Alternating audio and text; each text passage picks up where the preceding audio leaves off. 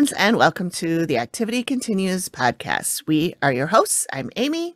And I'm Megan, and thanks for joining us again, you guys. This week, we have a super special treat for you, so buckle in, because we're not covering an episode of the Dead Files today. We are talking to some of their past clients, you guys. Hold the phone. We were lucky enough to be able to connect and snag an interview with former clients Lance and Jennifer from the Dead Files episode Hell in the Heartland, which was season 8, episode 1. And this is one that I covered.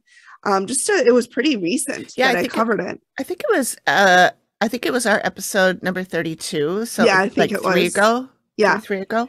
And we even had a special guest appearance, you guys, by Emmy, little cute Emmy, who's not still little anymore, but she's still quite cute. She's still cute. You guys remember little Emmy sitting on her bed talking to Steve about the lady who was crying? About the doorknob jiggling and the crying lady. You remember her? Yeah, she's not little anymore. She's just so cute, so sweet. Yeah. And she made a special guest appearance. So. She did. She was their IT person. They had a little trouble with the camera at first, and they called her to come in and yeah.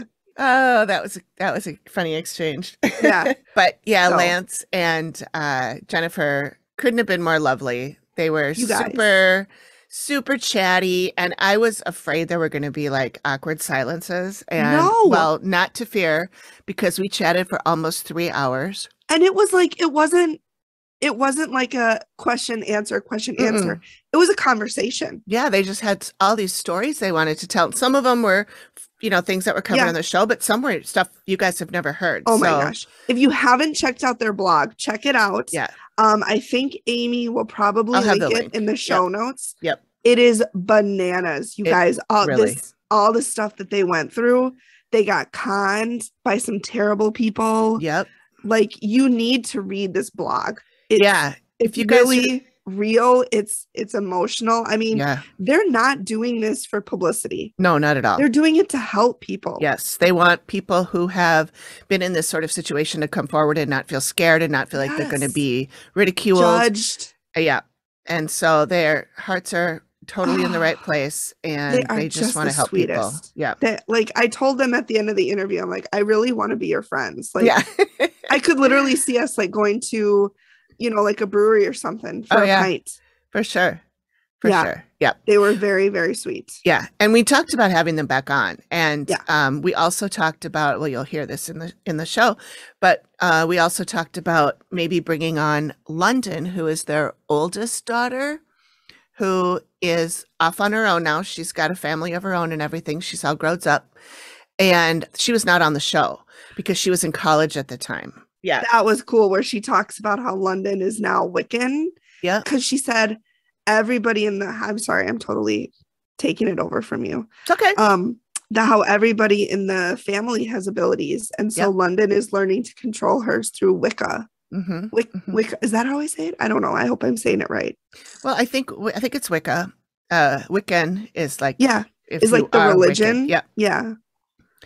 So, or like a person who studies Wicca is a Wiccan, I believe. I could be wrong. So it's a noun. Yeah. Okay. I don't know. Yeah. Wiccan. Wiccan. I used to know all that stuff back in the day when I was obsessed with present moment and crystals and all that stuff. But anyway, so the point being that we might be able to talk to them again, and maybe with Emmy and maybe with some of the other members of the family. So we have that to look forward to. Yeah. So I told them, I said, anything you're comfortable sharing. And they were like an open book. Oh yeah. They were like, ask me anything. It doesn't matter. Yeah. It was a really, really good conversation. So we hope you guys love it. The sound is a little wonky because we were not all on mics and earphones and all that stuff. So I am going to create a transcript so you guys can read along if you like, in case it's hard to understand some parts. And it's on Zoom. And so when somebody is speaking and someone else even just goes, oh, it cuts out what they were saying. It cuts everything. So like when Megan and I do that and I edit it later, I just erase the line of the person who interrupted and it's still there.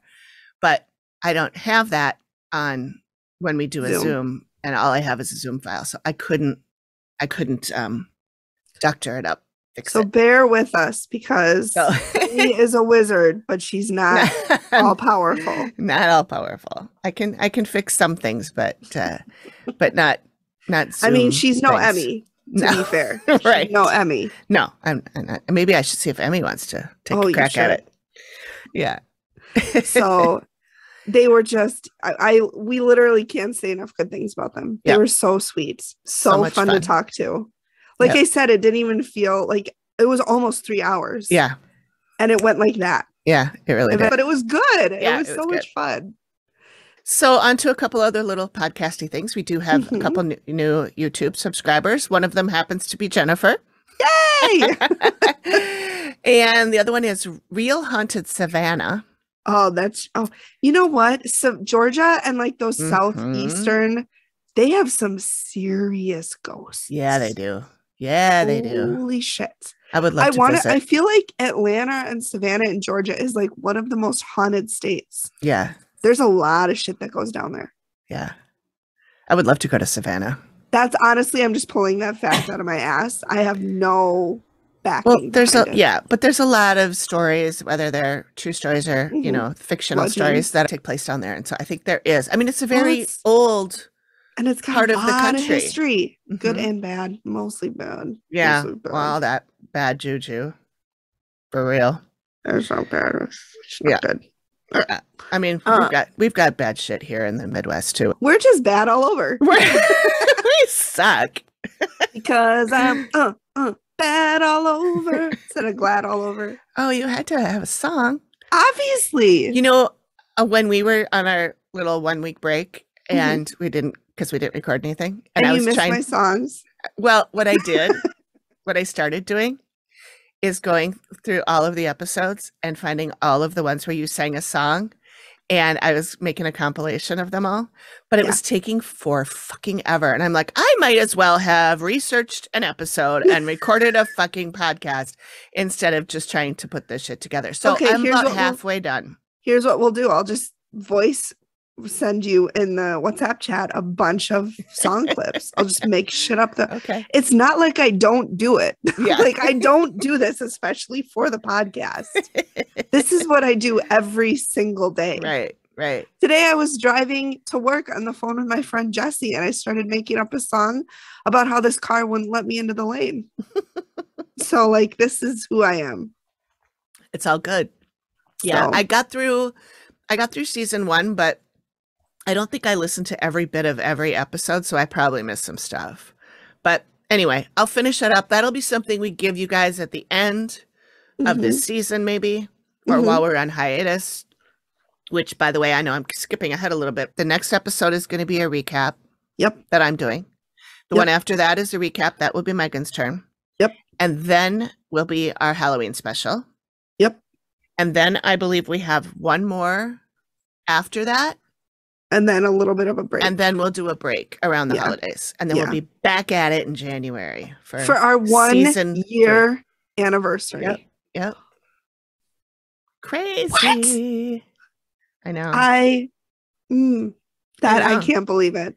And that we will have done 40 episodes. Wow. So we got over the 7 episode slump pretty early on. Yeah. So that's insane. I know. So socials, we are clawing our way, you guys, to 1,000 Instagram followers. And you know what, you guys, it's cruel because we'll get there and then we lose some. Yeah. And then we get there and then we lose some. Instagram, you are a fickle bitch. Yep. So you know what? One day we'll get there, you guys. If you're not already following us, and you probably are, but if you're not already, head over to Instagram and find us. IG. Yep. We'll get there. It won't be long. No. And our promo partner this week is Dark Tales from the Road, who just became a member of the Boo Pod Network. Yeah. That was my trumpet. That was very nice. Thank you. Like it. People are like, oh my God, when did they get a musician? We didn't. It was just me. So speaking of the Boo Pod, This week, I'm drinking wine, by the way. I'm drinking wine It's been a rough week and it's only Monday. I know, it's only Monday. I'm drinking from my favorite murder cup that says, here's the thing, fuck everyone. Yes. Yeah, it's one of my favorites. It's so apropos. Is that the right word? It's apropos. Damn it. It's only one po. Popo. Fuck the apropos. I mean, the popo is something else. I tried to sound smart. This is what happens when I use big words. I get them wrong. So this week, the Halloween extravaganza started with the Boo Pod. So the Boo Pod Network, remember, we're all covering an aspect of the Bridgewater Triangle. Please check out everybody else's episodes because they don't go in order necessarily, but they are connected. They're going to be released in order, but you don't have to listen to them in order. Yeah. So our portion will be airing on October 28th, which means we are still researching it. We'll be recording it in a couple of weeks, which gives procrastinator Megan time to start researching it, finish researching it. But yeah, so ours is coming out the 28th. Yep. And the first episode was released on Monday, so just a couple of days ago from now. So it'll still be on Monday when you listen to this. You'll be listening on Friday, right? October 3rd? Yes. Oh, yeah, that's today. That is today. Okay. Boy. How many glasses of wine have you had? Not even one. I mean, granted, it's a heavy pour, but I've maybe had an inch out of this. You know what? Some people might say an inch is a lot, okay? And they don't need you judging them. That's exactly right. Innuendo there. I got it. So, oh boy. All right. And so anyway, the first intro came out. Now it's done by the Nightcap, which I think we featured last week. Yes, I believe we did. In the promos. And that's the one with the really spooky voice. It's got like that. It gives me chills. Episode it's got that same voice whatever thing on it. You guys, I need to listen to this in the daytime. I can't do it at night. It's spooky, and he just covers, I think it's a male anyway. It would be funny if it was a female that was doing that with her voice and it came out sounding like that. And her real voice is like, hi, I'm Becky. My name's Becky. So it's an introduction of all of the different pieces of this Bridgewater Triangle, which, friends, there's a lot of shit going down over there. If you don't know anything about the Bridgewater Triangle, this is a perfect time to learn. Tune in, because there's a lot of stuff. Yeah. Like I said, my cousin has lived in Boston for 20 years and she didn't know about this. So I know she doesn't get out much. Just kidding. I hope she doesn't listen to this. Sorry, friend. Sorry, cousin. I'm so sorry. There's oofta. So the piece we're doing, we got to get those shirts made up. Oofta my. I've got my cricket now. I'm slowly figuring it out. Okay, good. The episode we are covering, which we kept a secret until I released the newsletter, and I mentioned it in the newsletter. But if you did not read the newsletter, we are covering a satanic sex worker cult. What? Started I don't know when the cult started, but the first murder was in 1979. So 79, 80. I'll be honest with you, I'm not that far in the documentary yet to know how many years this went on. But so far, there have been 2 murders in episode 1 of the show I'm watching. So it's fascinating. It's creepy. Yeah. So buckle up. Digging into that. If you guys know about this, if you have any knowledge about it, please send us an email, DM us. We're, all of our socials. Not Facebook though, because Facebook is whack. And it doesn't let Amy know when we have a message. Yeah. So, I check my Facebook messaging all the time. Yeah. Didn't you say somebody messaged you on Facebook back in like June? In August. I got a message from one of the other Dead Files clients who said he would be interested in coming on the show. And because stupid fucking Zuckerberg didn't tell me I had a message, I didn't know about it until the beginning of September. So I wrote back to him and I was like, I'm so sorry. We're super interested. Email me instead. And I haven't heard. So I don't know.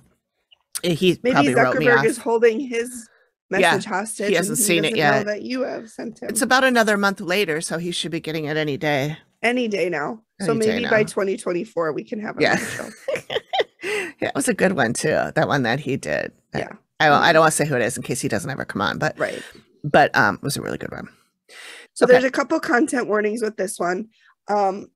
Knives. There's knives. But you know, if you saw the Dead Files episode, they do talk about it, but they do go into more depth into in the interview, and they also talk about a couple of incidences that weren't on the show. Right.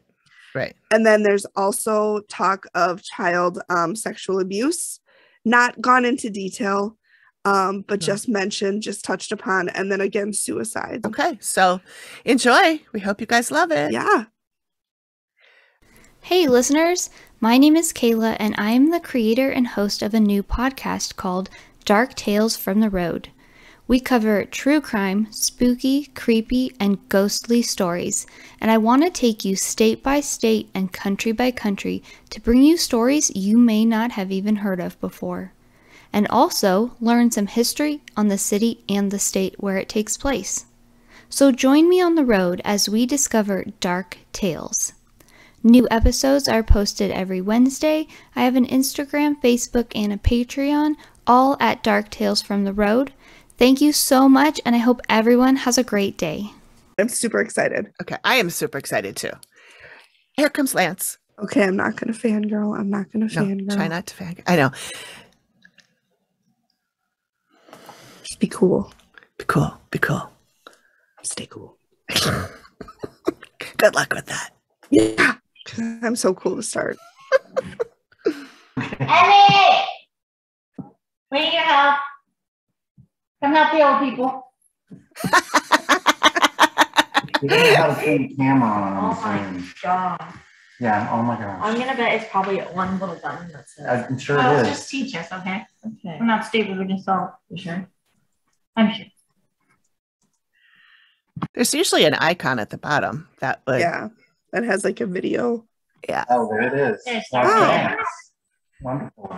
Thank you. Thanks, Emmy. Hi, Emmy. We had to bring our IT person in. Yeah. Y'all said yes, so y'all want her to be here, she can be here. Yes, of course. Yes. I she don't can- know if we will have enough room. I mean, We can move to the couch and do something. yeah. She's the most popular person in the show, and so I told her, yeah, if you want to do this, it's going to benefit everyone. Yeah. Right. Yeah, for sure. Well, I was just telling Megan, I was peeping on your Twitter yesterday, and I saw pictures of you and Emmy at a wrestling match or something for her birthday. And I Oh, was yeah. like, wait, that's Emmy? That's little? Baby She was Emmy? so little. People haven't seen her. I think I saw Heidi because Heidi did a post. But Emmy's just now trying to get into where she's okay with it. And we're kind of on London. London's our oldest daughter. She wasn't on the show. Right. Right. She was in Nashville. All the Okay. way there. But London has lived the nightmare since we moved. Got the most of it. She has the most gifts. Wow. Practicing witchery. So, Oh, good for yes. her. So she's learning to protect herself, and she's learning protecting herself with witchery. So whatever you call the right word, I don't know. Yeah. Good for her. Good for Yeah. her. It's Wiccan or witchery, I don't know, but yeah, she's realized I need to do this, and that way I can stop this stuff I don't want coming at me. I don't Yeah. know. Good. So I'm hoping to be Good. able to do this with us too. So if you want to do another show in the future, Yeah. Oh, sure. Okay. We'd love to talk Yeah. to her. that's fun. Yeah. Yeah. That was one of the things I was going to ask you is what I know that in the blog you mentioned, Lance, that you all have abilities, all have different kinds of abilities. And I know, didn't Heidi have the PK stuff going on? Heidi is the PK. And then, so like, what specifically are the rest of your abilities? You said that London's got some stuff going on I don't too. have a terminology for it, but I can hear and smell and see. Mhm. But I don't see as often, I think, because this is like my mom and aunt used to stay on, so they were apparently my daughter London, who now is researching, has told me we're just witches. We're just Sure. genetically. Yeah. Whether we yeah. So I know that I've been able to spend different, it just depends on where I live. And this house I only saw Sarah. Mhm. Sarah is. So that's the one I've only seen her. I've never seen anything else but Sarah. But I can hear the screams. I can smell my father, my deceased relatives. I can smell in my grandma. I noticed I went to my aunt's funeral in Austin when I got back. I smelled mothballs. And I was on the phone with my Uncle Butch, which is his wife, died. So right when I came in, I could smell mothballs. And I was like, okay, Aunt Jerry brought grandma and see me. So, Yeah. but you can feel, I got chill bumps right now. Oh. Yeah. But you just know. Right. But anyway, so that's, and I smell with my father, I can smell. He used to have a butane lighter, so if I smell butane or I smell like the foot spray, Oh. I keep saying dust next, but that's probably not it. Whatever that's called, the foot spray. So spray. I'll smell cigarettes, and I smell. There's 3 smells with him, so I know it's him. Wow. Do you find that comforting? Are you a little freaked out by it? Kind of a combination of both? No, I'm very happy because I lost my father. He committed suicide when I was, Oh. but I lost him to divorce when I was in 2nd grade. Sure. So to me, it's comfort. I'm very grateful to have him love me and come to see me. And plus, I know if he's here, he gets to see his grandkids. Yeah. That's beautiful. Yeah. I cry when I talk, but yeah, I'm very emotional. So yeah, no, I'm very happy because I know he's here. I know that Lance's father visited one time. I just kind of pick up on stuff a lot. I'll notice something. It just comes immediately to me. I know why it's happening. Yeah. We had Lance's father had passed, and it was like maybe a month or whenever afterwards. His mother was at the house, and I had the TV going, and it was on, a music channel, so just playing music. All of a sudden, there's a song, "A Tear in My Beer." There's a tear in my beer because I'm crying. That came on, which never comes on. Yeah. That's a normal song you're going to hear on a streaming thing. Oh, yeah. And that comes on, and I knew instantly, Bruce is here. Bruce is here, letting Lanita know, I love you, and I miss you. Oh. I'm not going to cry. I didn't realize, but since I knew, I told him, I said, Bruce is here. The song is on. So Bruce is thinking of you, Lanita. Oh. That's sweet. It touches me a lot. So. Yeah. It's nice to have those kind of signs that our loved ones are still with us, because I think that's it's tough when somebody you love is gone and you can't share those moments with them, and so to have them around sharing those moments with you is so I share that a lot with people because I'm on Facebook, and my main goal in life, I think my purpose that God has given me is to open people's eyes to the abilities that we have that we don't know we have, and because so many people get sad, they're just focused on the death of their relative instead of that they're not gone. They're gone. They're still here but they don't know the signs. So when I see someone sad and grieving, I always post when they lose a dog, because I love dogs. Yeah.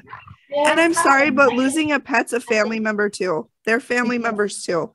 Mm-hmm. But I open their eyes to let them know if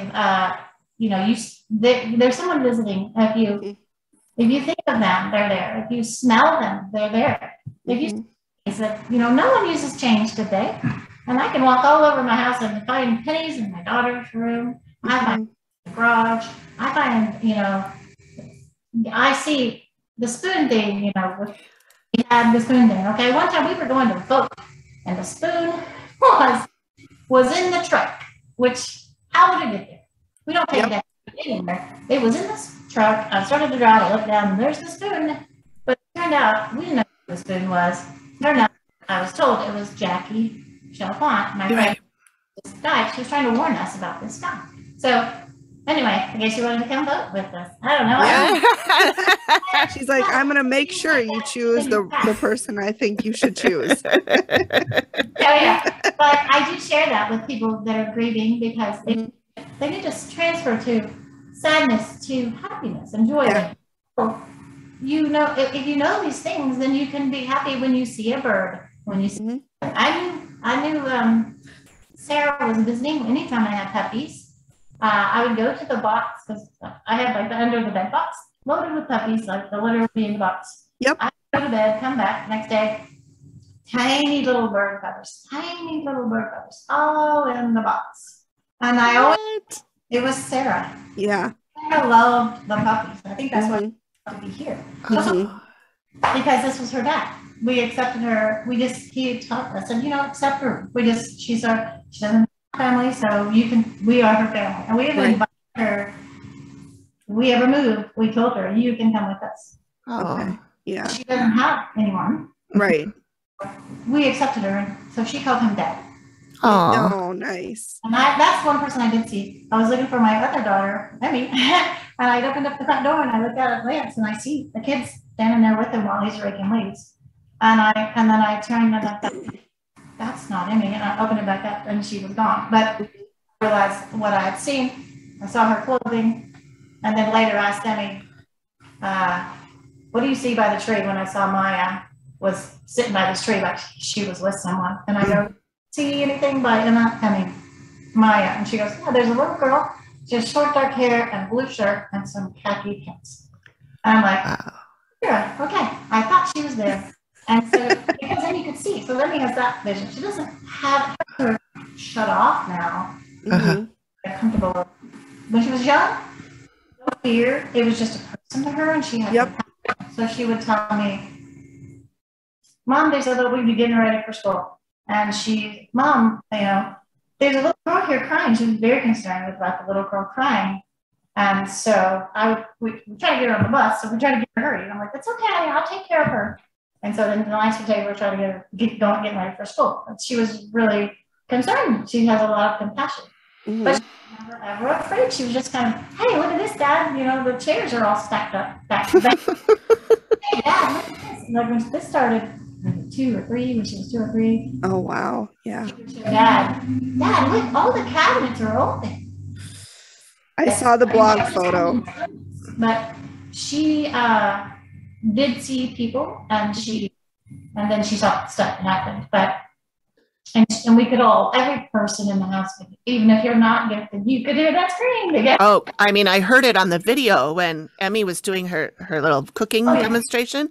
Yeah. I got chills when I heard that, and she just kind of stopped. So are you guys, when you guys hear those, are you able to distinguish them and know that it's not a real person, it's a spirit?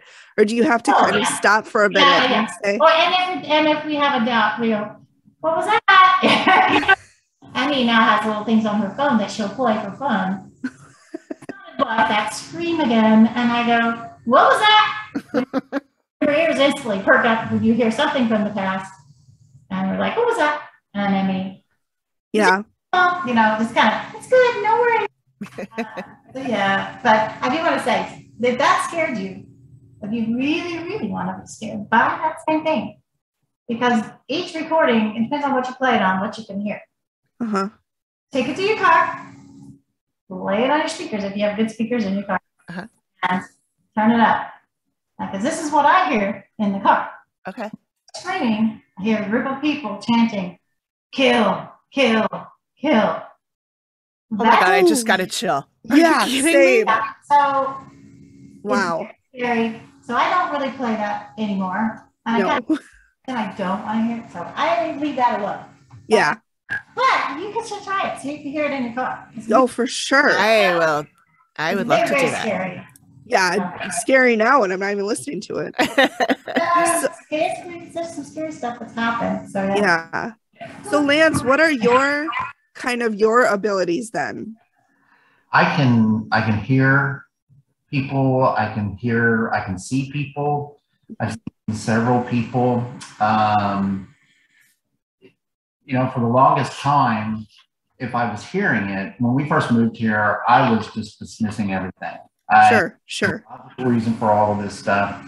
So it wasn't, I was hearing voices and I just thought, okay, this is just in my head, or I'm just losing my mind, and I really wouldn't talk about it. And I would see things, but it would be like I really wasn't in tune and I wasn't really accepting it. And I would catch it out of the corner of my eye. I'd look back and there would be nothing there. But it's always that feeling, that sense, okay, somebody's standing behind here. And it wasn't until that I was more accepting is when I was down in the basement. The dreaded basement. And it was in winter. Jennifer and the girls were out shopping. I was here by myself. It was dark.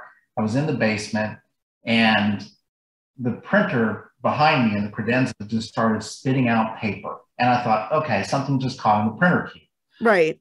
So I cleared the printer cube. I went to go clear the printer cube on my laptop, and there was nothing in there. And I said, well, maybe it's just caught up in the printer. It's just catching up. Sure. The printer off, it still kept going. It was just spitting out paper. And then I said, but at that time, I'm still not scared. Right. Okay. So then I just said, okay, it's just something is, when you count things off, they're really not off. Yeah. Right. So I just said, I just went over to the plug and I unplugged it. And as I'm holding the plug in my hand, the printer's still powered on. It's still spitting out. And then I realized, and I'm thinking, what is going on? And then the woman screamed, like standing right behind me, right in my ear. Oh my God. And I immediately just got the hell out of there. Yeah. And I bolted. I ran I don't blame you. And went outside. I sat on the deck in shorts, barefooted, until they got home. Yeah. To be fair, you did last a lot longer than I would have. Yeah, like it was cold. Yeah, it was cold. And I remember I was just like, and I remember when they got home, and I didn't even have my phone with me. Jennifer, can you come home like right now? And outside just shivering. Yeah. Oh, bless you. Oh. He thought he was going insane, and he thought he was going crazy, so he did not share it with me. So eventually he did, but good. We were making stuff up, and that he was going crazy. Right. But I eventually did share it with us because. And it's so hard because how do you say that to somebody like, oh my gosh, I'm hearing voices and I'm hearing screams? Immediately they're going to be like, okay, well, you're loony.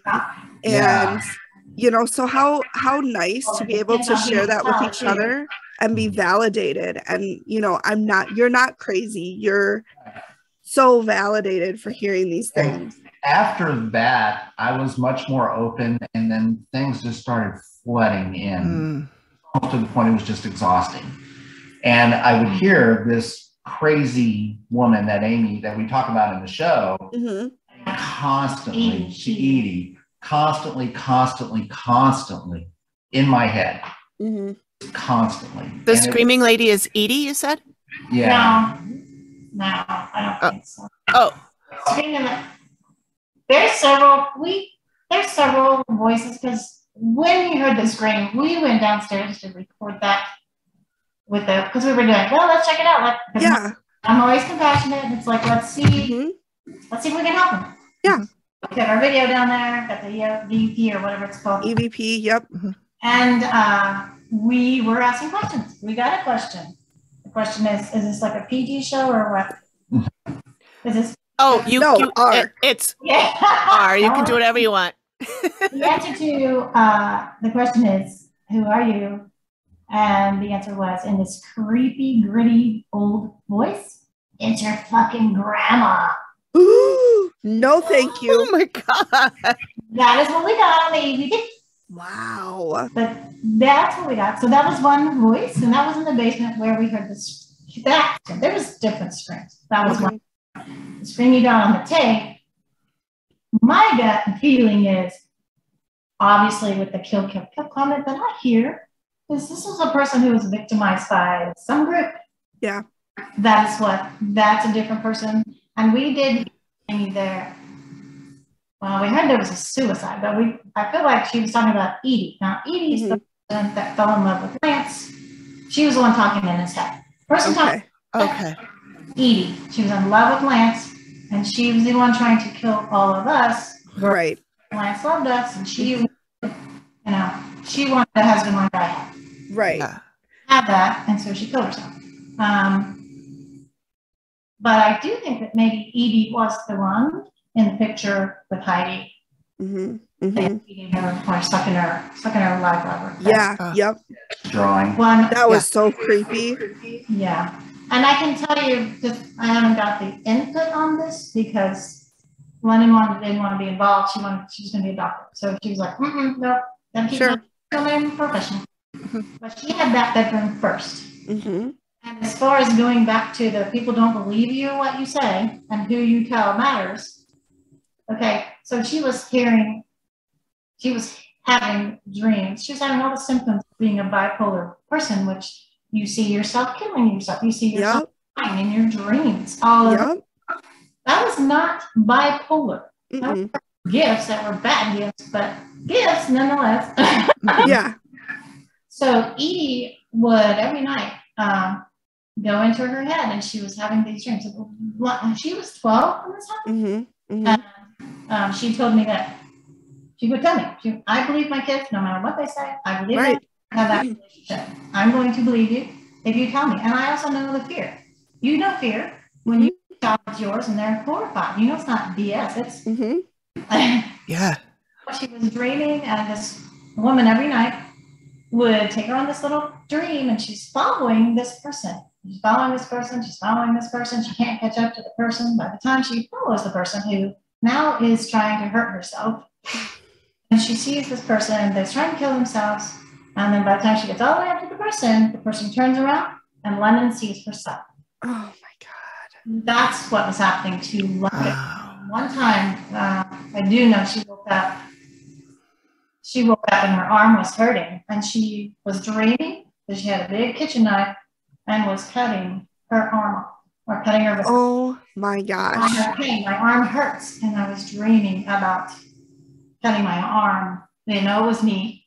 And then at the very, it's like the dream goes, and then at the very end flips, and it's her. And it's her. Totally tortured a lot. And she was the one who she's taking a bath. This is the first time we found out about any of this going on with women. Yeah. She was taking a bath, and then she would get out of the bathtub and go into her bedroom. So I'm just there in the hallway or something, because that's where all the bedrooms are. And all of a sudden, she had just gotten out of the bath, gone to her bedroom, and then she full speed back out, screaming, horrified. And her child was, and she says, there's a dead woman on my bed, there's a dead woman on my bed. And so she saw the person. She literally did see her. Yeah. That would be Edie, I'm assuming, because she was doing all of the mean stuff. Right. And then Amy had said she portrays herself depending on who she's shown herself to. Sure. She showed herself as a little girl on the floor, sitting like a little kindergartner crying, because she's still long, dark hair. Yeah, I remember the picture. Which is confusing because, I don't know. In the picture, it seems like she had short hair, but I guess it depends on your, to me, hair down to your butt's long hair. Yeah. Well, didn't Emmy draw the picture? Didn't Emmy draw a picture of her? Yeah. Emmy drew that picture, yes. Yeah, and she cut kind of long hair in that one. I was talking about Amy's picture. That's good. Oh, yeah. Yeah, she had. She saw, it seemed like that person had shorter hair, but maybe it was a young version of her and an old version of her. Maybe that would make sense. Sure. So Emmy's picture was Edie, does long dark hair. The crying girl. Heidi had a girl, and I don't know at the time if it was, but she said it, long black hair. Yeah. Sitting on her bed. But it was a dead girl sitting on her bed, long dark hair. That's the first we knew that we had problems. Yeah.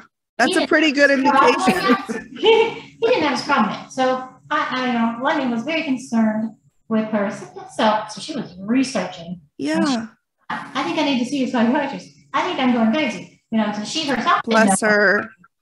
And she reached out to me, and I told him, and I was like, this is something else. This is not mental condition. This is something else. Mhm.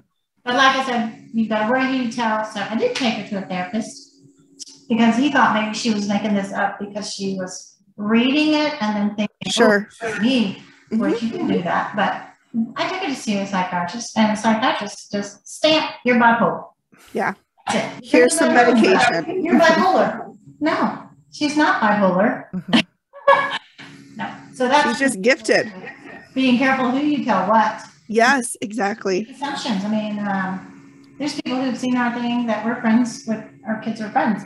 The parents tell her they don't like their kid talking to our kid because they're like, Oh. they're crazy. No, So- they're not. They're just afraid of what they I don't like people to understand. say we're crazy because we have situations we've lived through.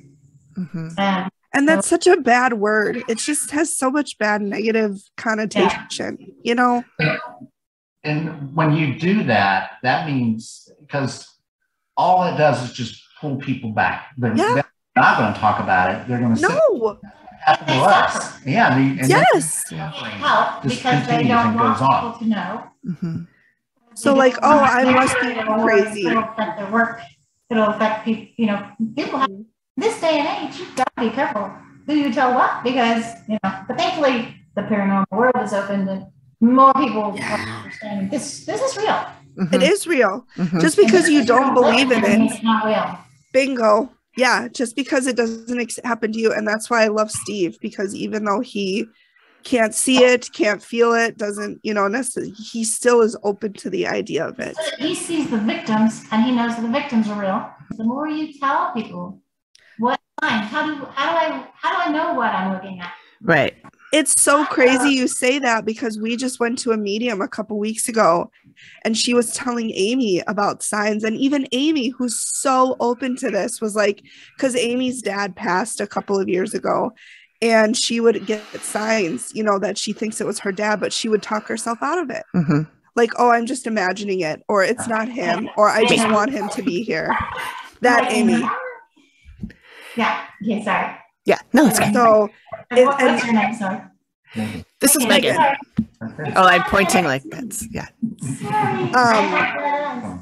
So yeah, I mean, you're so right. People just close themselves off to signs all around us. And They just Well, don't know. It's not, they And just even don't if you know. see something that you're like, could that be? And then you're like, nah, No. I don't want to, think it is when it's not or whatever. yeah, I don't want to Knock get my yourself out of hopes it. up or Yeah. have people think I'm weird or, whatever. So But you get the validation once you know the signs, then you see it. yep. Because as soon as you see it, that spirit makes it flood you with emotion. Yep. That emotion is the recognition that you are correct. It's me. I'm here, and I love you. Mhm. And it's validating for the spirit too. Like, it's validating for both sides. Yeah, they know that they're getting their message across. Mhm. Mhm. But I make some people happy with this, and it makes Good. I live to make people happy. Yeah. Like It's- look at this happy man. Yeah. He is happy. So you don't have right now. You don't have any like real bad problems going on in the house right now, right? It's pretty much cleaned, and I mean, I know Or you said you is it? still see I'm things. just gonna throw in well, we do have a teenager. Yeah. Okay. No, I mean, every now and then little things will happen. It's But not usually bad though. it's not usually bad stuff. It's just, but there was something, it didn't happen at the house. Oh my We have a gym that we work out, and it's in another small little town. And we're not really familiar with the town Sure. roads to get back. So we were going down this one road, and Jennifer says, well, I don't think this is the right road. You need to turn around. God. So- we were like, let's take the shortest route home. So we turned around. So I went into like this, like a driveway or something. I didn't know really what it was. And as soon as I turned in, boom, I saw this woman, very transparent, wearing like a long white flowing robe. And it like, there was wind that was blowing and her dress was moving. Her hair was waving all over the place. Yeah. She was just looking right at me through, we were in the car and Yeah. she doing this. And I was like freaked out. I was like, oh, no. So I put it in reverse. I floored it. We went out and I got out of there. I didn't know, because I didn't know what we turned into. Mm-hmm. And Jennifer says, did the cemetery freak you out? I didn't know it was a cemetery. All I saw was like a gate to go in. Yeah. Uh-huh. Fence, and all I saw was her. As soon as the headlights hit her, I saw her, and I was just like, no. Mm-hmm. And we zoomed out of there. I didn't know it was a cemetery until after she told me. And Jennifer, did you see her? It was amusing for me. She didn't see her. Okay. It was horrifying for him. But what was so funny is we started pulling in to turn around, and I thought he was going to keep going like it was a road. And we're like, no, we don't want to go in there because I already know what can happen. I didn't know it happened until. But it was so funny because I'm just thinking, he pulls in because he's going to turn around, and I see the signs. I can see far, not close. I saw the cemeteries, and I'm like, oh, I don't want to go in there. And then all of a sudden, I saw he started saying, I didn't say cemetery or nothing. I just said, oh no, we don't want to go in there, thinking he saw it. And all I hear is him go, oh no. Okay, no, we don't want to go in there. So giggling, laughing at him because he's like, then we turn around and we take off down the road. I'm like, well, what's wrong? He goes, well, I don't want to talk about it. I don't want to talk about it. I'm like, did something happen? And he's, oh yeah, something happened. I'm like, oh my God. But I told me. But I was still giggling because it was just a misconception. Yeah. I thought the no was the cemetery. This is the cemetery, yeah. We know not to go to a cemetery. We just, right. we know. So. Yeah, I was going to say, I can imagine. What else? But I, you know what, as I think about it again, she was standing at the gates. She was inviting me, telling me to come in. Yep. Tells me I'm still safe because obviously she couldn't leave the grounds. Right. So I said, okay, so I don't have to worry about her following me home or anything following me home, because if she really wanted to interact with us, she would have. Yeah. So I was just, it's still, when these things just kind of happen just out of the blue. Mm-hmm. I'm never prepared for them. Right. How do you prepare for that? Yeah. So I get shook up when kind of weird things happen. Obviously. Yeah. I'm not used to it happening. Yeah. I'm not used to it just happening. It's kind of like PTSD from what happened before he was in or knew it can happen. So I'm prepared. Sure. He was never prepared for the first 10 to 20 things he's had. When you have time, you really have to go through the list of all the people he's seen. I don't know if you want to do it tonight, but no, we don't go through all. Yeah. My favorite thing, even though it's probably not his favorite thing, it's humorous, but it's the coolest one to me, is an Indian on horseback came at him. So if he wants to tell that story, it's very wasn't really very cool. I mean, it was kind of scary. What happened is I was on the back deck. I was barbecuing. It was dark out, and our deck is elevated, and we live on 15 acres and woods and everything around us. And I'm just sitting there at the grill, not thinking about anything. Flipping burgers, and then I hear this scream, like a yell, not a scream. Yeah, and then all of a sudden, I turn around and I go, what is that? Because I hadn't heard it. I hear animals. Coyotes. But I never heard anything. I go, what the heck was that? So I walk to the side of the deck, and I'm just got my hands, and I'm looking, and I'm trying to focus. It's dark. Then all of a sudden, just out of nowhere, just an Indian on a horseback, I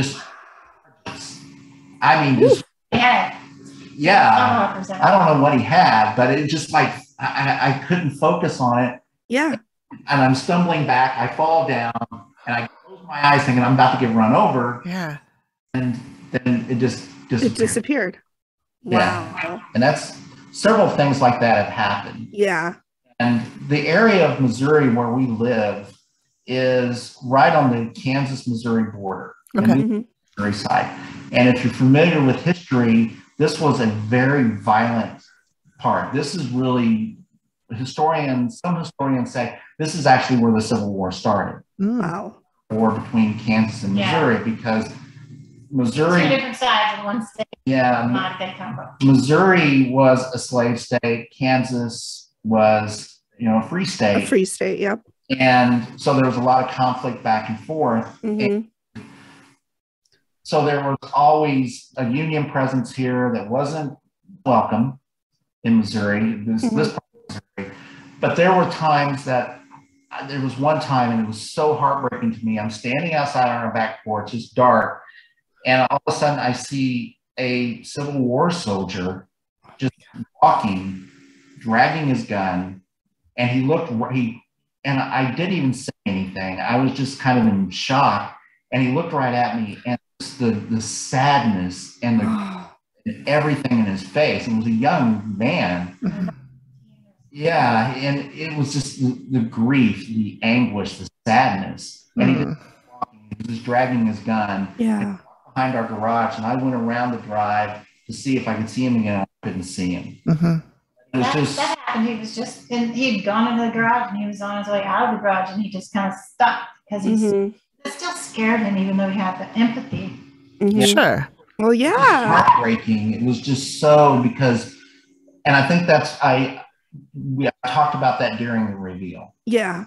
But it was just, it was like emotionally draining. I was so after, because of his sadness. Yeah. When he looked right at me, just the grief and anguish, the exhaustion in his face. Oh, I'm sure. Well, you're probably both empaths, and so when you take on the feelings that somebody else has. Yeah. Well, and then we love children. Right. Desperately. And knowing, I mean, you could see I couldn't see this, but I can feel what he's seeing. If I saw a 14-year-old soldier, and you see him and he's dead, he's dead. He's 14. That breaks your heart instantly. Yeah. Breaks your heart that you have to live that life. And you can't help it. And it hurts. Yeah. Once again, it was hurt. It's painful to see these things. It is. Yeah. Being an empath, I mean, we feel everything a million times more than others, and it's exhausting. I mean, exactly. Well, the thing, even like going into the barn, I had to take care of the animals outside, the horses and everything. And I was filling up a water bucket. And as I'm filling up the water bucket, this guy, the door is open, and I hear this guy say, "Hey," and I turn around, and there's this guy in just an old guy, just wearing old farmer wearing disheveled clothes. He looked like secondhand clothes. Yeah. And I freaked out, and I just went, oh my goodness. I just tore back into the house, ran, I left the water running. So I'm the reporter of what happened to him, because he doesn't remember every detail, but he tells me, because I want to know what's wrong. He'll tell me the full story right then. It's in my head. So what happened is he was doing the water. The guy comes in, he goes, "Hey, we're not done yet." Ooh. And I took off. And so that's the story fully. It was scary. And it took a while. I had to go back. I made her go back. Eyes were black. But I had to make her go back in the barn with me, because I had to turn the water off. Right. The barn is going to flood. And I'm the kind of person who's like, ooh, let me go see. I get to see stuff. I only see little things, and I don't know why I only see little things. And this house, that's Sarah. That's it. But my ex-husband's house, when I was married to him, I would kind of just wake up in the middle of the night, and I would, in the corner, standing there, just a full-dress military soldier, just at attention, just standing in the corner. I saw them several times. One time I was sleeping, and I just opened my eyes, and there's this man just right here in my face. But it was still like a military guy, because you could see this day and age. But so that would happen to me a lot. Wow. Yeah. That house. So it just kind of depends on the location where you are there, and whether that person wants to talk to you. Right. I've had experiences since college, and I was never receptive. I was always like, holy shit, please go away from me right now. But yeah, there's Well, and that was me. I started and go, hi, what do you need? hi, what's your name? But now I'm more curious about helping. Yeah. So what was it that made you guys, finally reach out to the Dead Files? And, can you tell us a little bit about the experience? Because we're like, I want to know so bad. I can tell you, like, reignite. I felt like we were in complete danger because little things were happening that were weird and scary, but they weren't, to me, they weren't horrifying, but he was definitely horrifying. When we became in danger. Yeah. And I'm like, nope, we're done. We actually left the house and went to live with the neighbors for a week or two. Really? We're like, done. This was the last straw. Everywhere Lance was, Lance was starting to get injured by knives. You know about that? Yep. Okay. The kitchen one. Yep. So there's other knife events that just kind of happen. And it would be on the path, like we would be leaving, and then all of a sudden it always involved knives. So one where they showed on the show where the knife spun and it flew off the counter, cut his arm on the way down. Right? Yep. And when that happened, that big knife, which is this big, long kitchen knife. Yeah. It's heavy. It made a good 10 feet from the kitchen, cut his arm, the sink, cut his arm, all the way across, stabbed him through the wall, but it's too heavy to stick. So it made a mark and fell. Now, there's another time I was ripping up carpet in one of the bedrooms, and then we had to rush to a choir concert.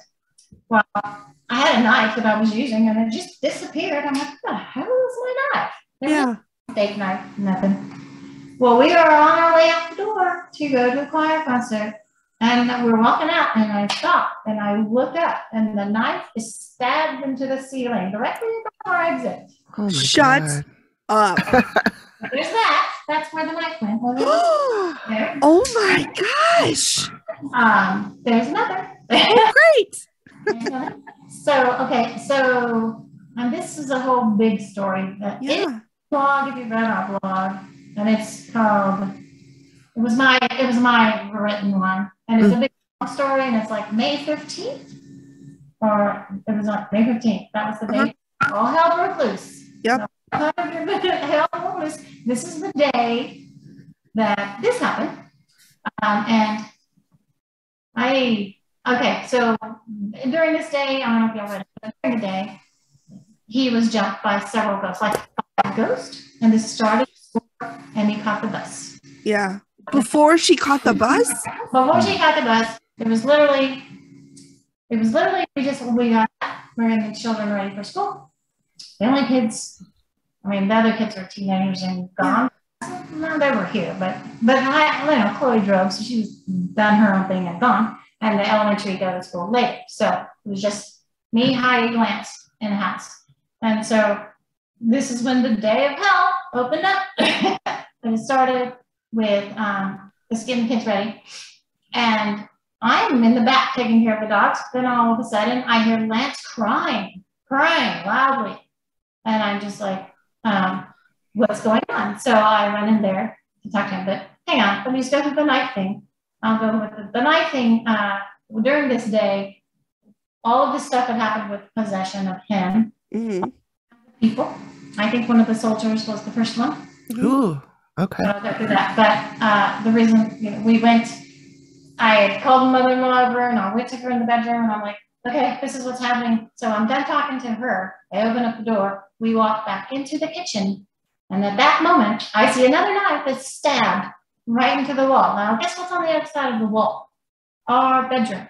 I was just going to say where you were talking. Not our bedroom, but, our open bedroom, because we didn't have enough room in this house for our family. So our bed was on the other side of that wall. Lance was in that bed, sitting there, because he had been through a lot, and he kept going through a lot, and he kept getting possessed. So I just said, you sit here on the bed. I put him on the bed when he'd come out of it. I would say, just sit here on the bed. He'd be freaked out and panicked. And I put Emmy with him because Emmy was very helpful and loving. Right. I'm like, Emmy, I want you to sit here. And I knew she had plenty of angels helping her. I said, I want you to sit here, and I want you to call all your angels, and I want you to pray You ask them to help and protect your dad right now, because he was in danger.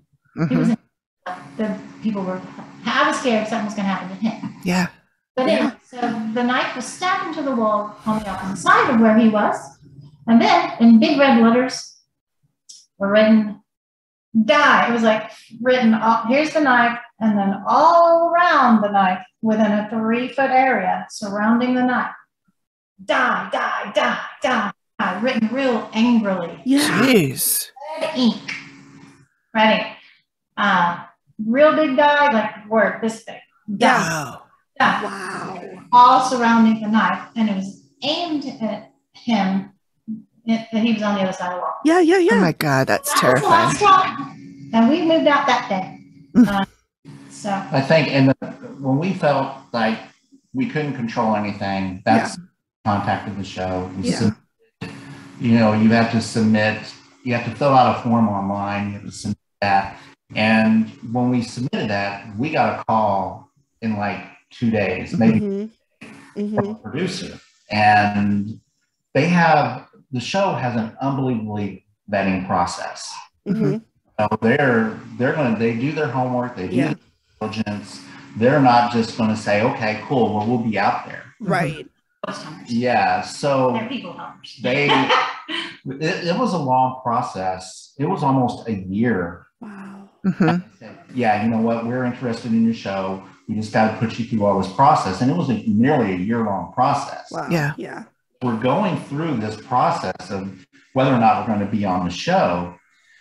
And everything is still happening. Yeah. To deal with all that and still saying, yes, we still want to be on the show. And I have to say, they asked me several times. Once you finally agree and you say, yes, I want to be on the show, they will still ask you, are you sure this is what you want to do? Because you're out there in public. You're everything that we were going to talk about. And they contacted us immediately upon seeing the story. Yeah. I sent a video of the peanut butter screen. Yep. Yeah, you have to send They stuff knew in. immediately. Let's help these people. It was still a long process. They had another producer that flew out here, interviewed us, walked around, took notes. It was really interesting because actually the lady screamed when the producer was here. Oh, validating. I said, surely this must have happened before. You go to these places, certainly you've seen things. He goes, no, this was the first time. And he was pretty uncomfortable. He was very uncomfortable. We just kind of laughed because we lived in this house 8 years before we got Yeah. You're like, this is a normal Tuesday. Like this happens all It the was just a time. normal day for us. It was things that happened and it was scary, but it's nothing was threatening until the knives started happening and it was knives out. Even when they were going to start filming, they even asked us again, are you sure? They set us down, are you sure you want to do this? Okay. And they even said this, there is no script, there's nothing, there's no, we're just going to film. And they filmed literally, gosh, it was about 80 hours. Wow. They filmed. 2 weeks because it was they're filming the whole thing and every person who's being filmed, and then they have to, but it was a good 2-week process. It seemed like, could have been just a week, but it seemed like 2 weeks. Steve came out and it would be one day at a time. I'm going to come out. First it was the producer, the guy you said just now. Producer. And then Steve came out. And then we, so he would interview one of us, and then there was time and he would do another one because they were here for hours on end because they would have to make sure they got the right tape. And dog barking. I mean, there was all kinds of things we had to go redo because we have the dog bark. Does this happen? So it took time to do this and get it in the right kind of, this is what we want. Right. But it took several times because we have 4 family members for them. Right. Yeah. Yeah. So. But I have to say, the experience in dealing with them was amazing. Good. Everyone was nice. They were so understanding, very down to to earth. And you don't feel like you're working with this. I mean, Amy, we she's kept separate, and I think that's because they don't want her tainted with anyone's. Right. I'm guessing they have to protect her powers. Mhm. So we did not have any communication with Amy except for during the review, which on the show is whatever 10 minutes, was literally 5 hours. Wow. What? It was a 5 long hours. reveal. We spent 5. We didn't even do. Here's the thing. Our house was so bad. We have a detached garage. Yeah. We did the reveal in the garage because she Oh. didn't say all of the stuff to us in front of all of these people. Oh my gosh. Wow. You know, we were exhausted. We were tired. Of course. And I actually hyperventilated and passed out. I got, I just have to say, because people don't know. I just like when people, we saw the show. They're so impressed. They're so impressed that they saw the show and they're so excited and want to hear more. But I'm just like, I don't have time to tell you all. Mm-hmm. Mm-hmm. Just Right. that 4 or 5 hours in the garage. Yeah.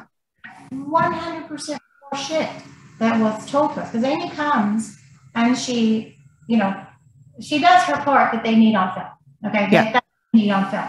All the rest of it is completely for the owners to give them.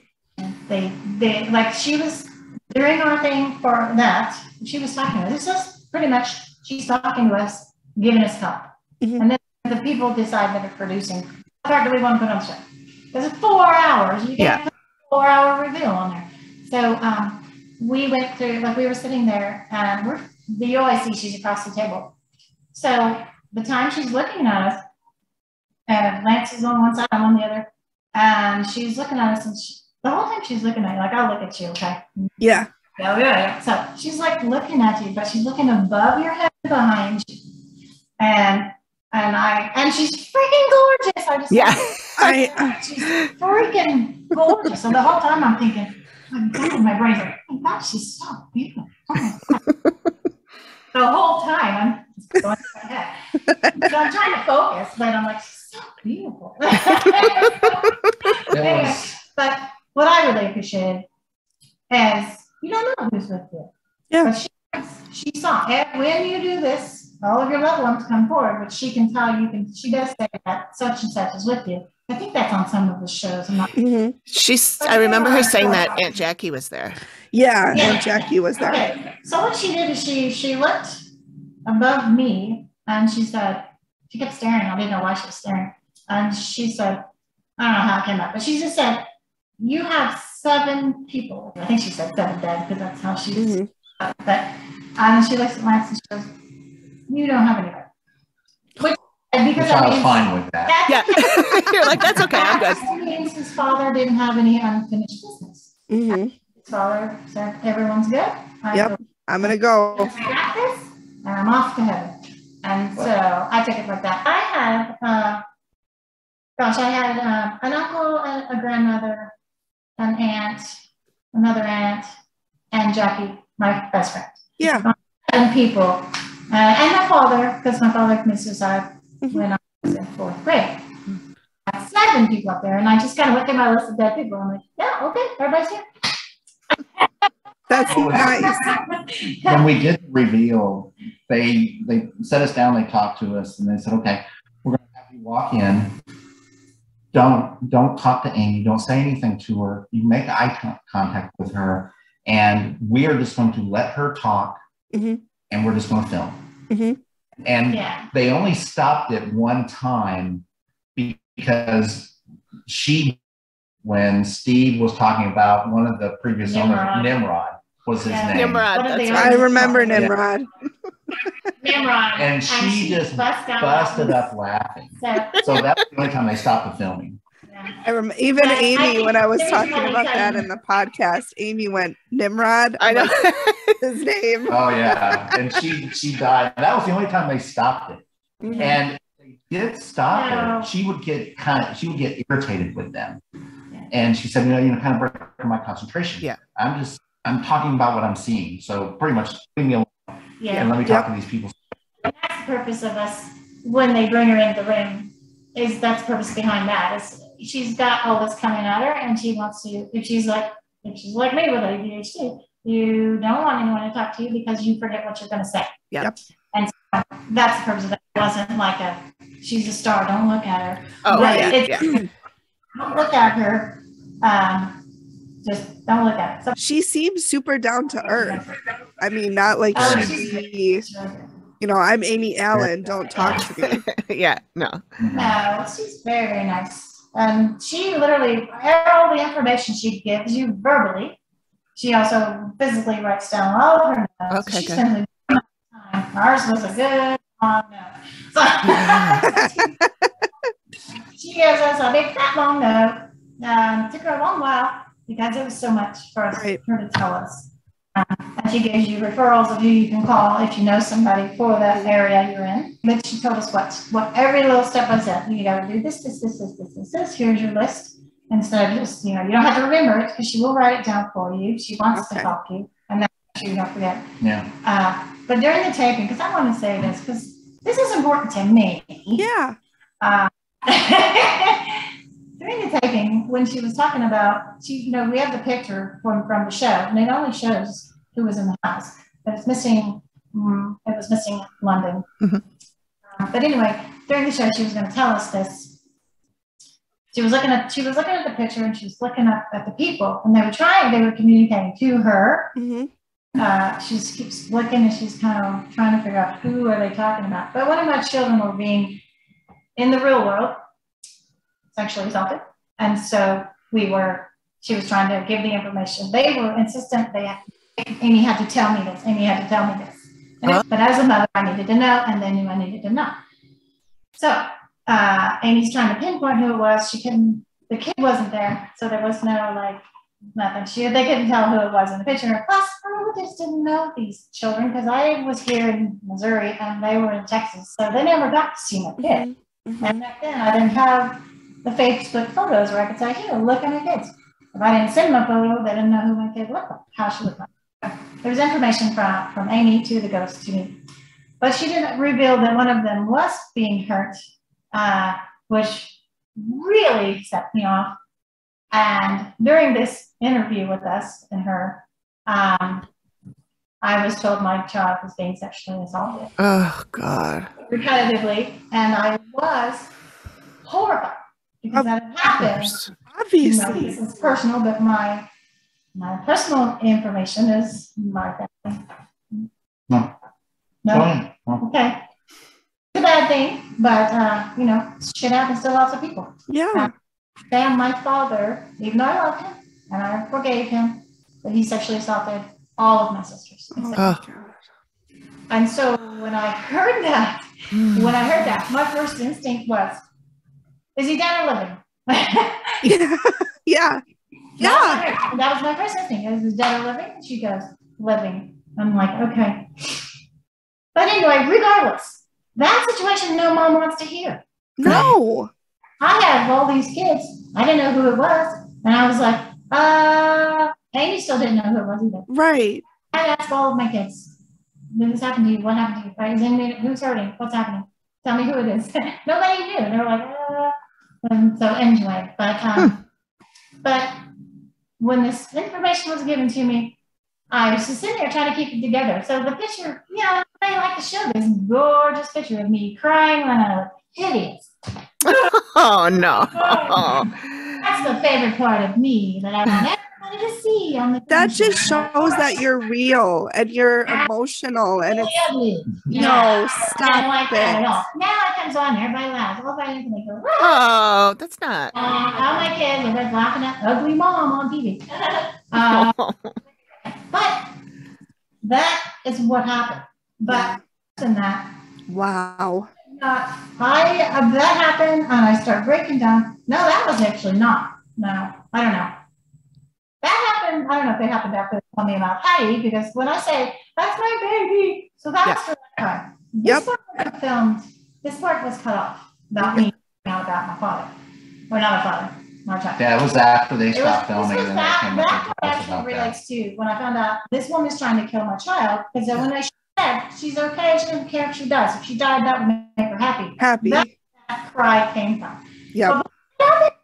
I was, this is so traumatizing to me to hear. It just threw me back into the horror of what happened to my family. But I could not breathe. I instantly started. I was like trying to give it to them. They're going through the questions still and telling us information. And I'm sitting there just breathing and crying. And then I started kind of shaking, and then I couldn't breathe, and then I couldn't talk, and I couldn't. And they're like, okay, we need to stop. They're like, are you okay? Are you okay? And I could not breathe. Mm-hmm. I was hyperventilating. Mm-hmm. I could not stand up. They tried to, I needed to, literally, they go, what can we do? What can we do? I'm like, I need my puppies. I need my puppies. I needed my puppies. My puppies are my comfort. Yeah. And I needed my babies. I don't think they were there though. They were all like grandmas. We had to take all the animals off of the property. Yeah, I read that. A big 30-minute break for me to calm down. They tried, me and Lex says, come on, let's go out of the garage and go. He tried to me a way to recoup from my anxiety attack. And I fell down. They had 2 people had to hold me, and but they were so compassionate. Oh, it was amazing. Everybody came up and checked on me. I couldn't actually even stand or walk from the emotion, and it made me clear where I couldn't stand. That's how much it got to me. Yeah. Knowledge. I couldn't. So, well, when anything is coming after your child, I mean, that's there's no. It was to me, it was like times 1,000, because I've already lived it. I didn't live it myself personally, thank you. But it's still knowing what happened to everybody hurts me still. It is a horrific thing. Mm-hmm. Well, a horrific thing to I remember after this, the showrunner, he came to me and he said, we are not absolutely 100%. This will not be a part of the show. Yeah, they cut it out. I'm glad, but yeah. I just, for people to sit there and say, oh, I just kind of chuckle because you can't. There was not enough time to go through hours of everything that happened. That happened. I mean, this was 8 years. 8 years. Right. Yeah. Right. We haven't even got it on our blog. Yeah, there's still stuff there's that. We haven't written about. Right. I mean, how can you? That's literally all you would do is just be well, we have to live life. Yeah. Exactly. We're just like, well, we have to get the story out, but we don't have to get the story out. We're just like, but we want. I do like to have documentation of it. Yeah. Of course. Yeah. It's just kind of like a statement of the it's like a diary. Yeah. Diary.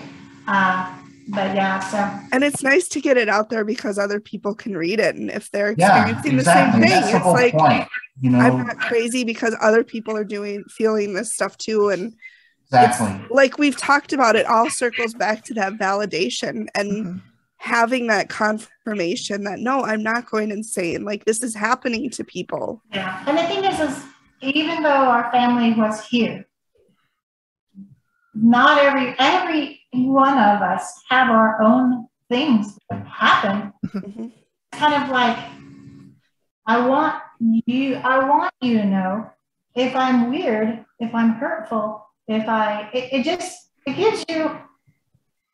your children, because my children were young, they all suffered because of what happened to them specifically, and because of what happened to me and how it affected me and made me a different parent. Have my shortfalls. So to me, it's like it is important for me for anyone I've raised, anyone who knew me during a time where I wasn't nice, or I think it's an explanation of, well, if that happened to me, I don't know how I would act. Sure. And why you acted that way now, Jennifer? Because I saw if I had to live through that, I don't think I would handle it very well either. Right. There's things where like the other kids weren't here. Like Heidi has her own experiences. London has her own. Yeah. Chloe was a busy teenager, so she wasn't home a lot. I mean, she left the house in the morning and did not get back till 10 at night. Yeah. And she went, practices in the morning and then she has cheerleader, choir. So you didn't see it, but the whole Hell on Wheels day that we had, She wasn't here at all. Mm. I didn't believe. Lucky for her. Yeah. She didn't believe, there's something, she didn't believe the spoon was real. Oh. When it happened. It was never here when it happened. Yeah. So we were lying about the spoon. And so, you know, she thought we were making stuff up that wasn't real, but because we all saw it. And we were just like, why don't you believe us? Yeah. And this person who knows it's real. Yeah. But that particular part. I think now, but as our two older kids, now that they're older and they're more accepting, and now all of a sudden they're starting to remember all of this stuff. And now they're much more in tune, they're much more spiritual, they take things more seriously. And when they know we're not liars, yeah, it's just that they thought we Yeah. were dramatic and get attention, I guess. I don't and know. that was the last thing that we wanted. I mean, because Right. we didn't want to talk about this at all. Yeah. Until it finally got to the point where it escalated so much that we thought, okay, we're getting hurt. You have Yeah. to do something. Yeah. What do we do? How do we control this? And that's when, you know, you got to take that commitment. You got to take that giant step. I'm going to be on the show. Yeah. You know what? If it takes being on a national televised show, That's what it took to we're get going to be help. it. If that's, you know, what it's going to be, you know, it can be challenging. And Well, you're then when putting you're to yourself out that point, there. no one ever signs up for TV embarrassment No. just because they want to be embarrassed. Just for funsies. They Yeah. are trying to save their loved ones from being killed, being hurt, something, you know. But yeah. And that's when we were to that point. And we were just Yeah. like, you know, this is what it takes, and this is Right. Right. and you know, to hell with what people think. I can be embarrassed. That's uncomfortable, but that'll go away. Or I can live with my husband. I Right. can live with that. Yeah. But Yeah. fuck it. I am going to do this. Yeah. Right. Yep. And I mean, it it sounds like you got the best possible team you could have, the most compassionate and Yeah. really, Yeah. I mean, it seems like they from can what reach you've out to said, us and, you know, see how we're doing too. yeah. And it seems like from what you said, Amy and everybody was really there to help you, and not for the fame and not for the Oh, no, whatever, but to Ratings. help you. there's nothing fancy about the show at all. It's just No. pure help. And you say they still talk to you? Yeah. Mhm. Wow. Amazing. That's great. And he has more email contact with them. I don't really check my email. This is man, he checks email, but Yeah. one thing I do regret is that I have this thing where I just really, my personality is not to bother people. So I always want to love to have just a one-on-one with Amy and just Yeah. her. I just, as a friend, it's just like, I'm so thankful and grateful Mm-hmm. that for everything you've done for us. Or if I have a certain question, I'm like, I really would love to ask Amy something. But I just feel like she's a famous person, so I can't. Right. bother her. I know, Amy Allen. I used to sing in a band, and I've never viewed a singer Mm-hmm. something special. They have the same as I do. Yeah, and I've met famous people, but there's people. Mhm. Yeah. Johnny Depp came to a club I worked at, and they're like, Oh. Did you see him? I'm like, nope. He was really gone right out here, but it's him. I don't care. But let me tell you, I saw Brooks and Dunn, and I went and talked to him. I just talked to him. I was like, I love meeting people who sing. Yep. But I wasn't ever, it was just like me talking to Lance. Yeah. That starstruck thing. Mm-hmm. No, I don't like to impose on people. Right. Yeah. No, Right. I'm the same way. I would say. Just to make sure I got it. Same. I saw- got his signature. I saw this meme of a ghost. I want to talk to her. Yeah. Who does want to talk to me? Amy, call me. Girl, I've been Amy trying Allen. that for 7 months on this podcast. Amy, call me. Amy, DM me. If she does, I'll connect her with you. I'll be like, listen. Yes, please. She does follow us on Twitter, but I don't think she listens to the podcast. No. It's only a matter of time until she will. Maybe someone will see and just tell her. I hope so. I We'll have appreciate a group. You, me, Amy, and Amy, and Lance. it. Yeah. All right. Is there anything else you want to be sure we cover? Anything else you want to make sure our listeners know about your experience or about what's going on now? Or We've been doing a lot of the talking, and I feel like we haven't let you ask all the questions that you wanted to ask. No, it's okay. I mean, I did come up with some questions, but the more I read of your blog, the more those questions got answered anyway, and I feel silly asking a question that I know the answer to. But just to ask the question. Yeah. But plus, this way people will go read your blog because I do want people to go read that. I have more to the story. Yes. I was telling you that I try to stay on point. So the knife was the point. On point. I was answering your question. Why did this happen? Why did you say that's enough? That was it. The knives. Mm-hmm. I just want to say I'm the wife of this man, and I watched this man be tortured. So the day of hell. If y'all would like to hear about the day of hell, Sure. Because there's so much. As long as you don't know the blog, haven't read the blog, I can tell you this now. Whatever you're comfortable to share, don't feel like you have I'll to share share. It's his. Yeah. I want to hear or know about it. I mean, I guess you could go. No. I mean, I just don't. I don't recall everything that happened. Sure. Yeah. This is the morning. Literally, this is one morning.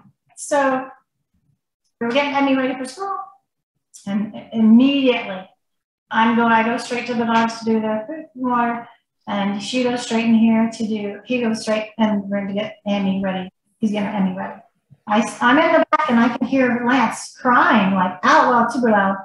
He's like, oh, and I'm like, oh my God, what's going on? And I rush up there. I'm like, what's wrong? And here I am in the road this winter, and he's just crying. He's crying, and I go up to him and I'm like, honey, what's wrong? What's wrong? He's like, I don't know.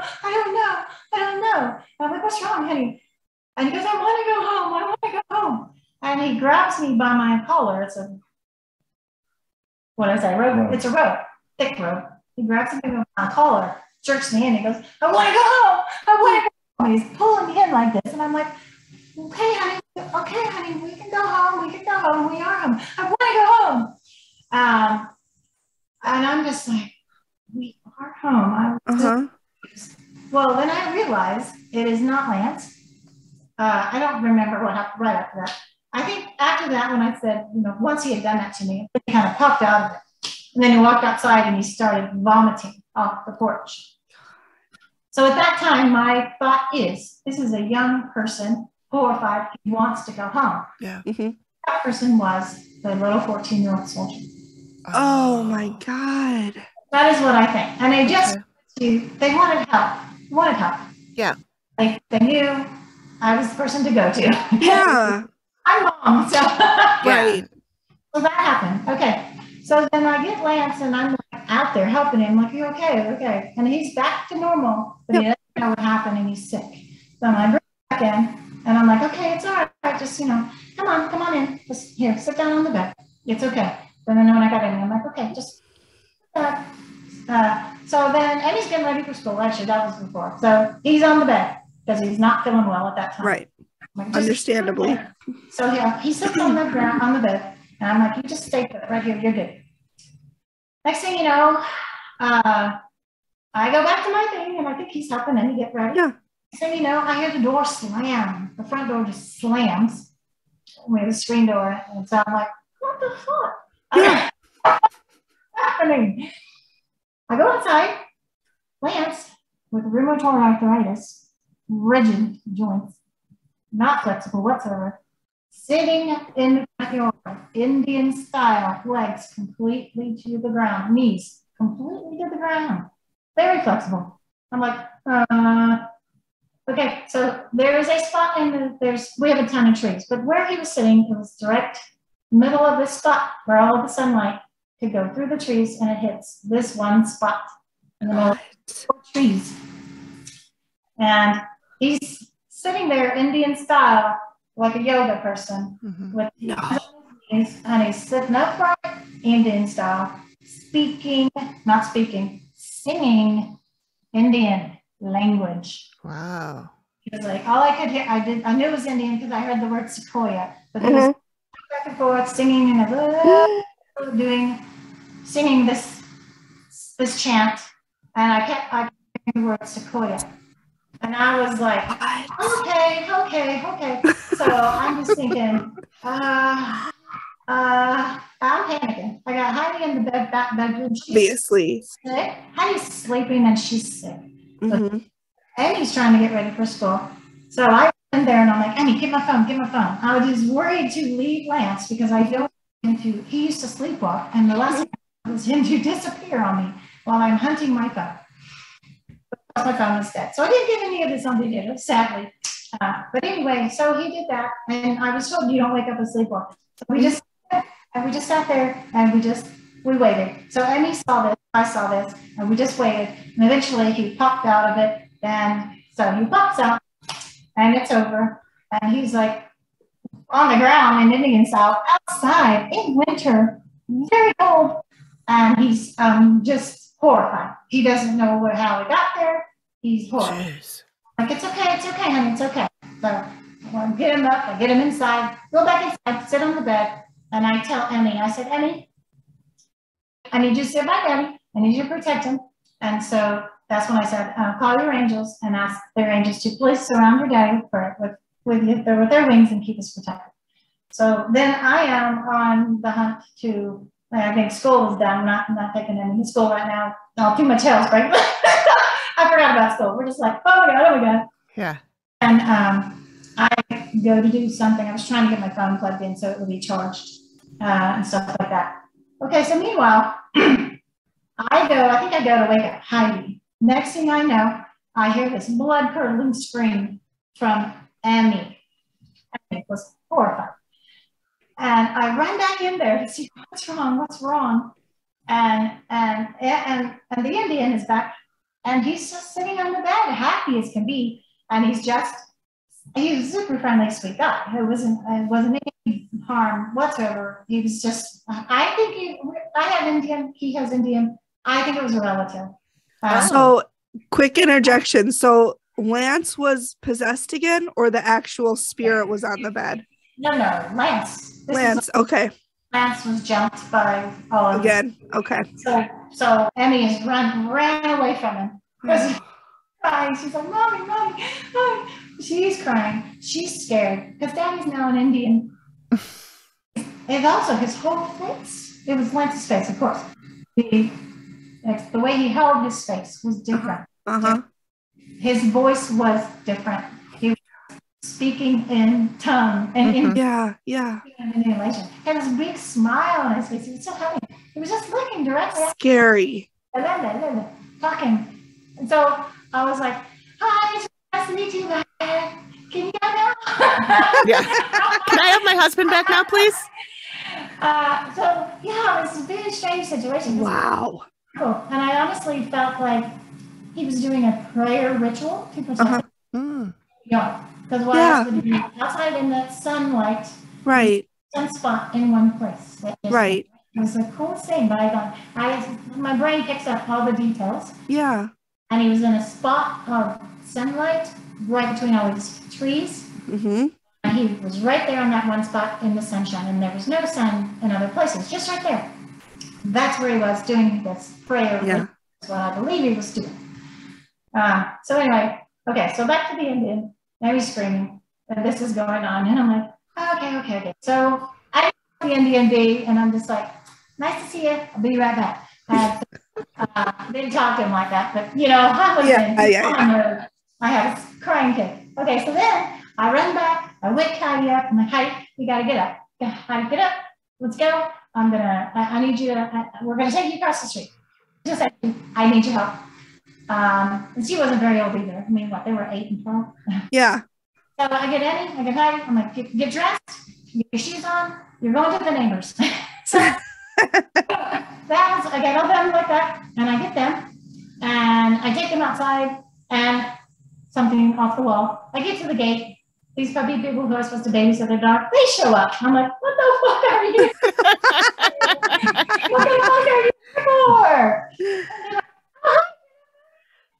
Like, why are you here? And I'm like, we're dropping off Ginger and Tally so you can babysit. I'm like, oh fuck, I forgot. And I'm like, well, you know what? I need your help. So come in and they're like, what's wrong? What's wrong? Like, I can't explain. Take my kids. Go right now. Take my kids. So they drove my kids across the street to our neighbors. And then they came back. Yeah. Okay. So then, my kids are safe. I went back to my husband. Full on mom mode. / Indian. Don't protect the family. So I'm feeling all that I felt. This is real. Yeah. So I go back to the house. I got to check my man. By the time I get back in, my man is back to himself. He's walking around the house, freaking out. Yeah. Scared, vomiting, doesn't know what's going on. Bless him.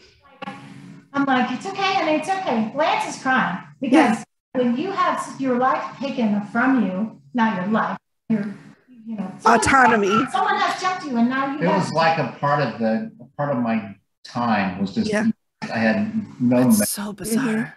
Yeah, it's like scary. We're taking this away from you. Unnerving. His life was stolen from him during that time. Yeah. That's kind of what I'm saying. So he was crying and upset and just, what's happening? So I'm just like, honey, it's okay. So I get him on the bed. I'm sitting there with him and I call my mom, his mom. So I call her. I'm like, Lenita, I need you to get here right now. Get here right now, please. What's going on? Get here right now. That's it. Just get here right now. All right, get grandma on the way. Okay, so now I'm just comforting Lance. Everything's okay. And thankfully, she's nice and close, 5 minutes away. She raced over here and she comes in. And thankfully, the people who dropped the dogs off, they also stayed and helped a little bit. Oh, good. So grandma comes in. Lance is back to normal. He's still freaked out. He's traumatically hurt by this incident. Grandma comes in, and she comes in, and I'm like, Lance, just sit there. I'll be right back. I take grandma in the bedroom, and this is the one that when you open the door, you see straight to the kitchen. All right, so I take grandma in the bedroom. I'm telling her every single thing that has happened, and she's like, okay, all right. So me and mom. Yep. 2 moms. Mom squared. 2 moms, same family. I'm like, okay. She goes, Mom. She's like, get all your stuff. You need to get out of here. I'm like, yep. We're getting out of here. Kids are across the street over there. And we are, I'm going to get all our stuff packed up. We're getting out of here. I'm going to get us out of this house right now. And she's like, okay, we're packing it up. She goes, okay, well, I'm going to go get the kids and we're heading to my house. Yep. Like, okay.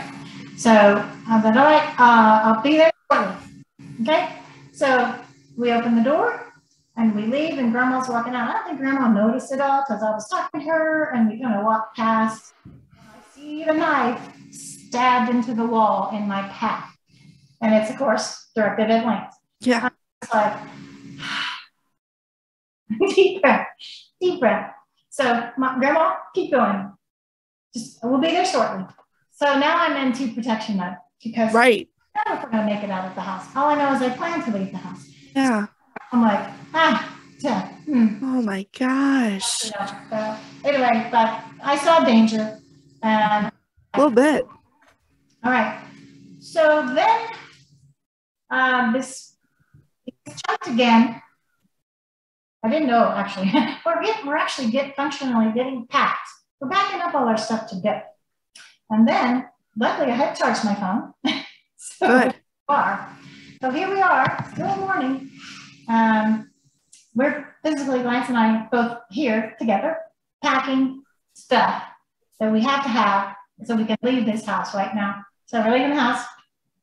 And then all of a sudden, I see him, and he walks to the very front of the house, and we have a big picture window. So window.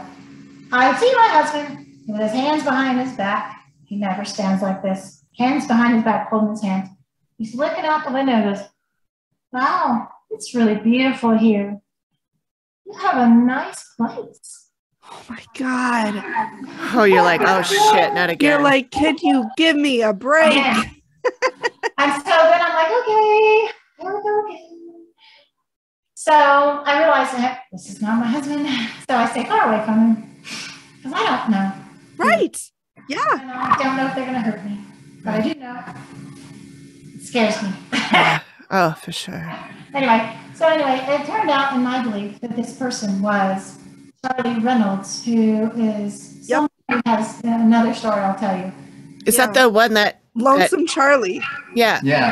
With the writing? Charlie. Yeah. Lonesome Charlie, is that him? Okay. Yeah, he was on the blog. Lonesome Charlie. He was a scout. Okay, that's all right. All right. So, okay. And he was actually a friend to us. I didn't know he was a friend until later. Right.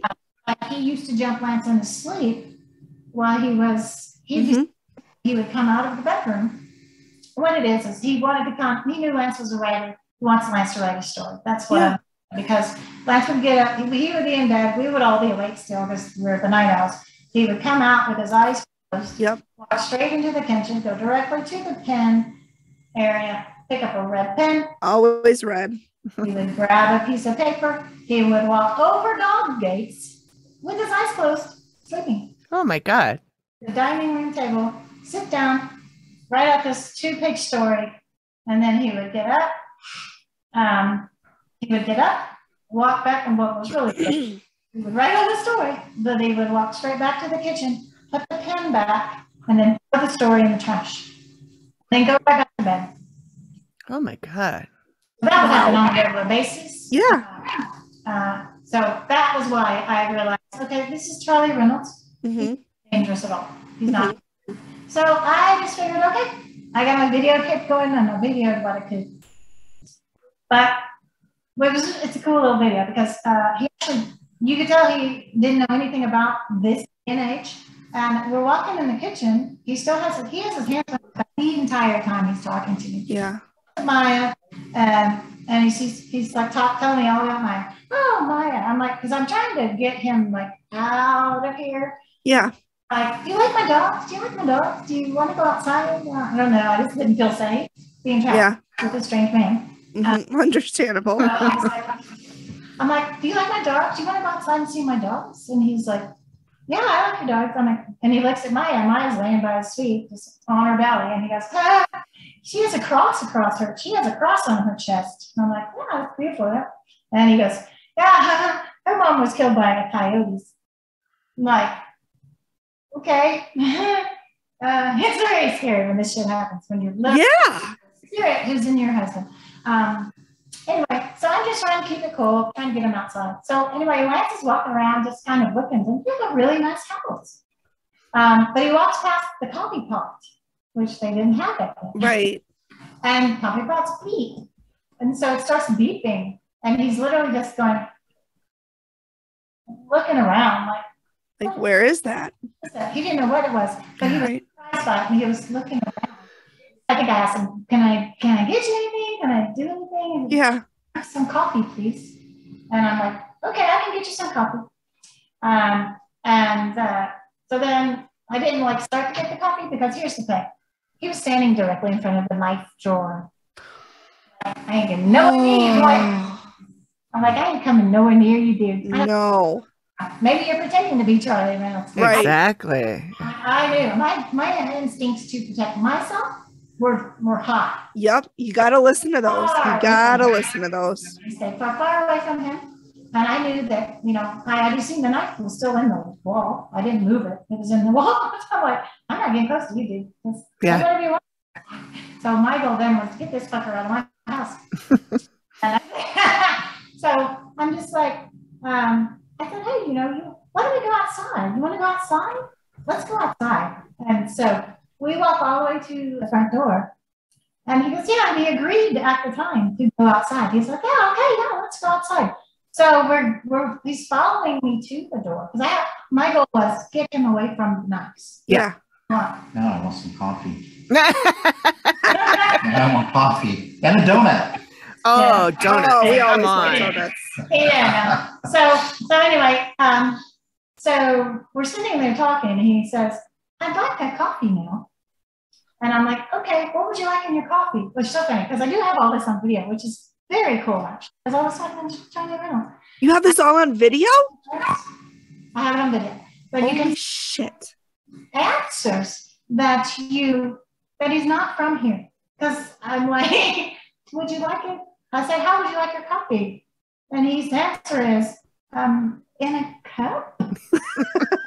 He didn't know what that meant. But Yeah. it was like he was confusely Yeah. answering my questions that were weird to him. Yeah. Like, okay, do you want anything in your coffee? What? He just didn't understand my question. Yeah. Yeah. Okay, never mind. I got it. In a cup. I got it. No cream. Coffee in a cup. Coming up. Anyway, so then I'm like, okay, we're good now. Okay, I'm gonna get your coffee. Hey, why don't we go outside? I tell you what, let's go outside and I will bring your coffee to you. Okay? Mm-hmm. Sounds good. It's really nice out. Let's go. I'll show you my dogs. Is Lance's mother still here at this point? No, I had sent her off. All right. Okay, so the goal is to get this man out of my house. I don't know what he's going to be next. Yeah. So I'm like, oh, you want to go outside? Yeah. Hey, Bruce. Yeah, let's go outside. Okay, let's go. And I walk into the front door. I get to the front door. He immediately comes around me and blocks the front door. And then I'm like, fuck this, I'm out. I think but we're sitting there like, I don't remember if he actually put his hand out. No, I don't think he put his hands out, but you felt blocked. Yeah. You do feel danger. Yeah. No matter if you have gifts or not, everyone in the knows what danger feels like. 100%. And so I'm all good, get into the front door. He walks around me and he stands right directly where the handle is, blocks the whole door where I can't go out. Oh my God. And he goes, I think we should stay in here. I don't want to go outside. I'm like, okay. And it was a whole different demeanor. So at that time, I think, because he went from happy guy, let's do whatever this nice lady says. Because he literally in the video, literally during the time in the house, he was far away because I was trying to get him to come with me. And he goes, I don't think it's appropriate for me to be in a house, be alone with a young woman without, being supervised. Yeah, chaperoned or whatever. Yeah. It's appropriate for him to be in the house with me. So he was keeping his distance. He was respecting me as a woman in that house. So he said, no, it's not, because I was trying to, that's when that came out. I was trying to get him away from the drawer of knives. Yeah. And I was here with me. And he's like, well, no, ma'am, it's not appropriate for me to be in a house with you. I'm trying to stay, at a safe distance from you because it's not appropriate for us to be together in this house together without supervision. So that was why he was staying away from me. But I was trying to get him away from the drawer. Right. But he took it as I can't come near you. It's not right. I'm like, okay, thank you for respecting me. So anyway, like I said, we went to the front door and he's being completely respectful and he's just happy and he's gentle, kind spirit. Mm-hmm. I get to the front door and all of a sudden, flip. Changed. I don't want to go outside. I'm good here. So I'm like, okay. But there was something about the eyes at that point, and I'm like, okay, well, let me go get your coffee. And coffee never came. I said, fuck you, asshole, I'm out. And so I split. Good. I'm like, I need to get your coffee, I'll be right back. And I turned and I walked into the kitchen and I kept walking and I went all the way out the door and I went bing to the front gate. I went outside my gate, I shut the gate, and then I stood there freaking out crying. I called 911 and called the cops. And let me tell you, that's a really pleasant call to fucking. Oh, I'm sure. Hi, my husband's possessed. Can you come and send somebody? I need your help. I need your help. My husband's possessed. I need your help. Oh my God. I think he's going to be hurt. So they're interpreting this as, I don't want him to be hurt. I need your help right now, because he's in this house with in him. He could easily have killed him. He can do anything to him because he's body and he can make. He's got his control of his body. Yeah. And I was so afraid. I went straight out the gate. I called 911. The cops showed up, but it was really hard to get them to understand what they were. Of course. Oh my God, the husband's going to hurt her. Are you in danger? Yeah. But yes, kind of, maybe. I need you to get But here. not from him, but it's from him, but it's not him. Yeah. So, and during the time, but I got them to come. So they were on their way. But I did not go back in my gate. I there. So I sat there, and we drive directly across the street from Foxborough neighborhood. And here comes this man in a big truck. And I'm flying him down, and I am crying and hyperventilating. And he sees me distraught. So he pulls in the driveway. I'm like, I need your help, I need your help, I need your help. Please, please, please, please. So the man pulls in the driveway, and he's like, what's wrong? What's wrong? I'm like, my husband's in the house. He's possessed. There's someone, I'm very scared. There's a gun. I need you to go inside and get the gun. Can you go get the gun? Please go get the gun, please. And so the man, thank God, did what I asked. Oh, what a sweet man. Yeah. Go in the front door. Go in the front door. It's going to be right there in the corner. Just please, please, please, please. And so the man does this for me. He comes out. Bless him. So then, and he stays there with me too. I'm like, please don't leave me. Please don't leave me. Please stay. I'm so scared. And I was shaking and very. Yeah. Okay. So now we're both sitting there, and I got the gun's safe. Put that there. I'm like, okay, well, and when he had to leave, I'm like, just take it to my neighbors. Can you take this gun to my neighbors, please? And I'm sitting there waiting, and the cops show up. So here comes the cops. They finally show up. They're like, what's going on? What's going on? And I tell them what's happening with my husband. I'm like, listen, I know this doesn't make any sense. My husband's possessed. I don't want him to be hurt. There's knives in my house. There's knives being thrown everywhere in my house. We are haunted. There's stuff that goes on. I don't want my husband to be hurt. And while I'm explaining all this, there's a man and a woman cop, and they're listening to me, and they're taking it all seriously because they were so concerned. Has he hurt you? Is he hurt you? I'm like, no, he's not done anything. It's not him. It's not him. There's a spirit in him, and they want to kill him. And I please, just go get him. Please go get him. And so by the time I finished telling the cops the explanation, here comes Lance walking up from the pond, completely confused. From the pond? We have a pond on the back part of our property. And you left him in the house? I left him in the house. That is freaky. Yeah. So what had happened, because after the cops all left, he told me what happened. And what had happened is he was all the way out at the pond, but he had come up. He was I'll just tell you what happened. He told me what happened. He woke up at the pond because Maya, the dog that Charlie Reynolds knew, who was the angel sent from to protect us. Maya was sent here. She was a stray that my daughter brought home just by chance. Mm-hmm. And Charlie Reynolds knew this dog and his mom. She was a gift. Maya was a gift. 100%. Anything that was coming. But Lance came. He came all the way up, and cops are, of course, afraid that he's dangerous. So I think they may have put him in handcuffs. They did. Lance. Oh. They put him in handcuffs. He didn't know what the fuck was happening. He was working and crying. He's like, what's going on? What's going on? He's crying. And I'm like, it's okay. He's not dangerous. It's okay. It's okay. And he thought he had hurt. Well, actually, because then he was crying with the Indian thing. When he woke up from that, he was like, did I hurt her? Did I hurt her? Oh my God. And he was crying because Andy was crying. So he thought, no, honey, it's fine. You didn't hurt her. You just scared her. It's fine. He was very, very, very upset that he hurt someone and hurt anybody. He was being hurt himself. So what had happened is, before he came up from the pond, he had told, after all these people left, we talked. He said, I woke up as Maya was pounding on me. She was jumping and hitting me in the chest. Because she's a big dog. Maya was saving his life. He said, I was on the edge of the pond. So he was going to drown him. Because the pond is not a clean pond. It's not kept. It is now. But we didn't take care of the pond. So when you stepped in that pond, Emmy had fallen in the pond one time when she was like a toddler. And when you step in that pond, it literally, the mud. I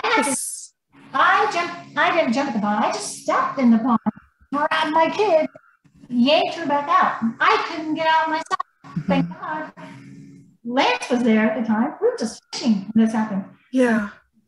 So Lance grabbed my hand, and he had to pull me out of the pond because the pond was like a suction cup. But I lost my shoe. It was never found again. And not get out of the pond without Lance pulling me out. And I was anything.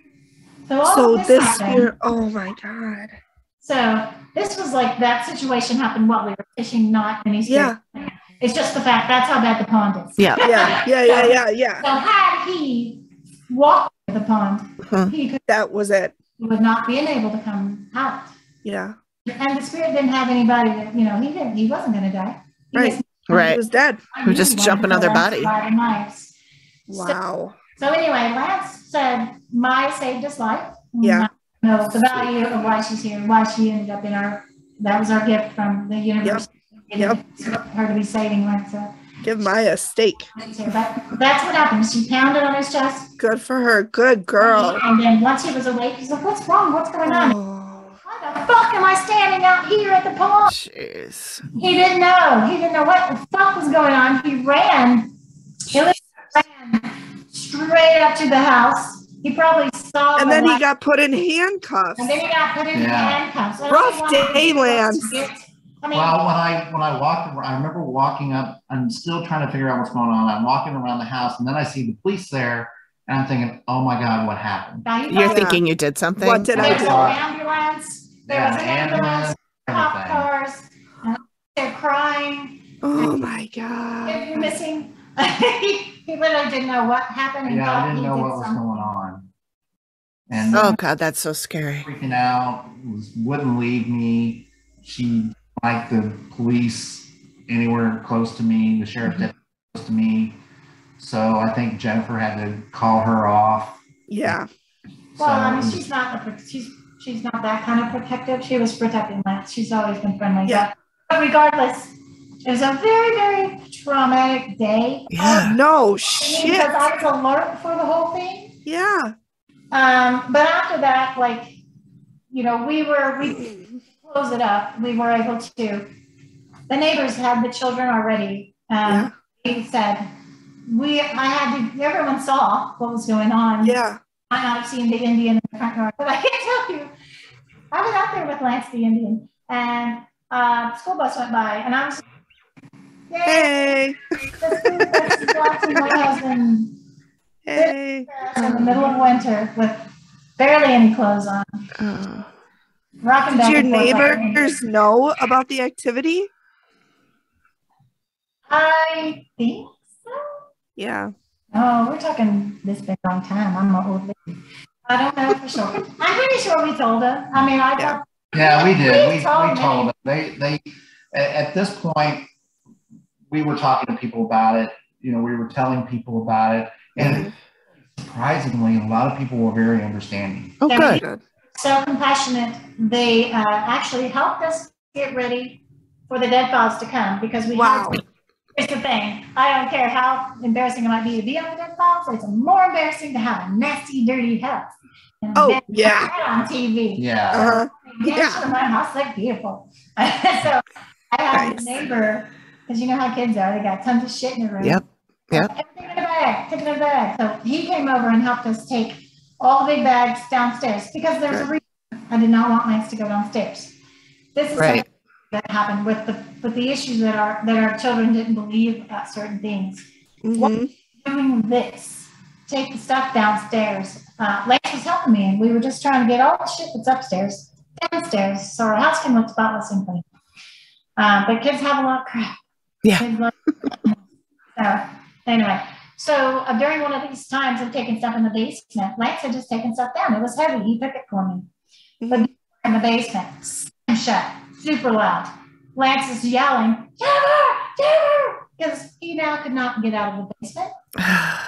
Couldn't open the door. I run down there, and I'm like, okay, I'm gonna go save my husband. I go down there, and our door opens. Like I come down the stairs, and I push the door open. He's on the other side, pulling with all his might. He's a big, strong man. Yeah. He weighed at least 200 something, and he had the weight. And door, no deal, no big deal. He could not do it. Me and him together could not do it. I run back upstairs. Chloe, come here. So Chloe comes down there, and I'm like, Chloe, help me. And she's like, what the fuck? She's gonna say this. In her mind, she's thinking, what the fuck are you two trying to pull? Just open the fucking door and get up here. You know, I'm tired of this shit. That was her mind frame as a teenager. Yeah. Yeah. Come on, give me a fucking break. You can open the door, quit faking it. We literally, when Lance is pulling with all his might, I'm pushing with all my might. The most I can get that door to open, it will open an inch. Wow. Open an inch, same shit. And I already know what's in that fucking basement. You creepy dead grandma. Right. Yeah. Your fucking dead grandma. Yeah. Get my husband. I need my husband. He's mine. Go away. Yeah. But Chloe, in her disbelief that we were just putting on a show, it's just like she finally is helping me. But I could tell she wasn't really helping me. She wasn't trying to help open the door. And finally, she does. But I'm pushing with all my might, and literally like 1 inch, 2 inches, same shit. And finally, we get the door to open. And he gets up there, and I'm like, "Ever go in that basement again? You do not go in that basement again, ever." So Yeah. So that was that. So that's I recruited the neighbor. I need your help. There's a lot of stuff that needs to go in the basement. I can't lift it. I need you to help me, please. Yeah. So he eagerly came over. He helped us. We got everything put down in the basement so that the house would be presentable. So did all of the stuff with Lance in the basement, did that happen before the ghost hunting team that was so shitty Ghost hunting team came? Yeah. Was that before that, or It was after that. they were? I was reading that blog. I was so mad for you. Yeah. Well, that's what he was getting. He was getting the activity of the scream and the machine thing. That happened to him in the basement. I don't know if he had things happen in the There was basement. other things that happened in the basement. One time, my office was in the basement. I come upstairs, just get a cup of coffee, and I think I used the bathroom, and then we're in the dark here. and then turn the light on, and then go back downstairs. My desk completely turned over, and everything that was on my desk is placed on my desk, but with my desk turned, it's just a table with everything in the same place as it was, just turned over. Oh my God. Shut up. Oh, yes. I remember that. In the matter of, He actually got mad at me. I was mad because I was messing with Are you me. fucking with me? Are you fucking with me? He still did not believe this was happening. Shut Everything, my whole desk was turned over. Desk was upside down. And then everything in the same spot just flipped over. Same spot just flipped over. It's just nope, I'm done. I'm out. Tapping out. But he came upstairs all pissed at me. Jennifer, what are you doing? Are you fucking with me? I'm like, I thought that they were just messing with me. Right. And this is just part of the bullshit of ghosts. They try to make you fight. Yeah. Was this before or after you came upstairs and all of the cupboards were open?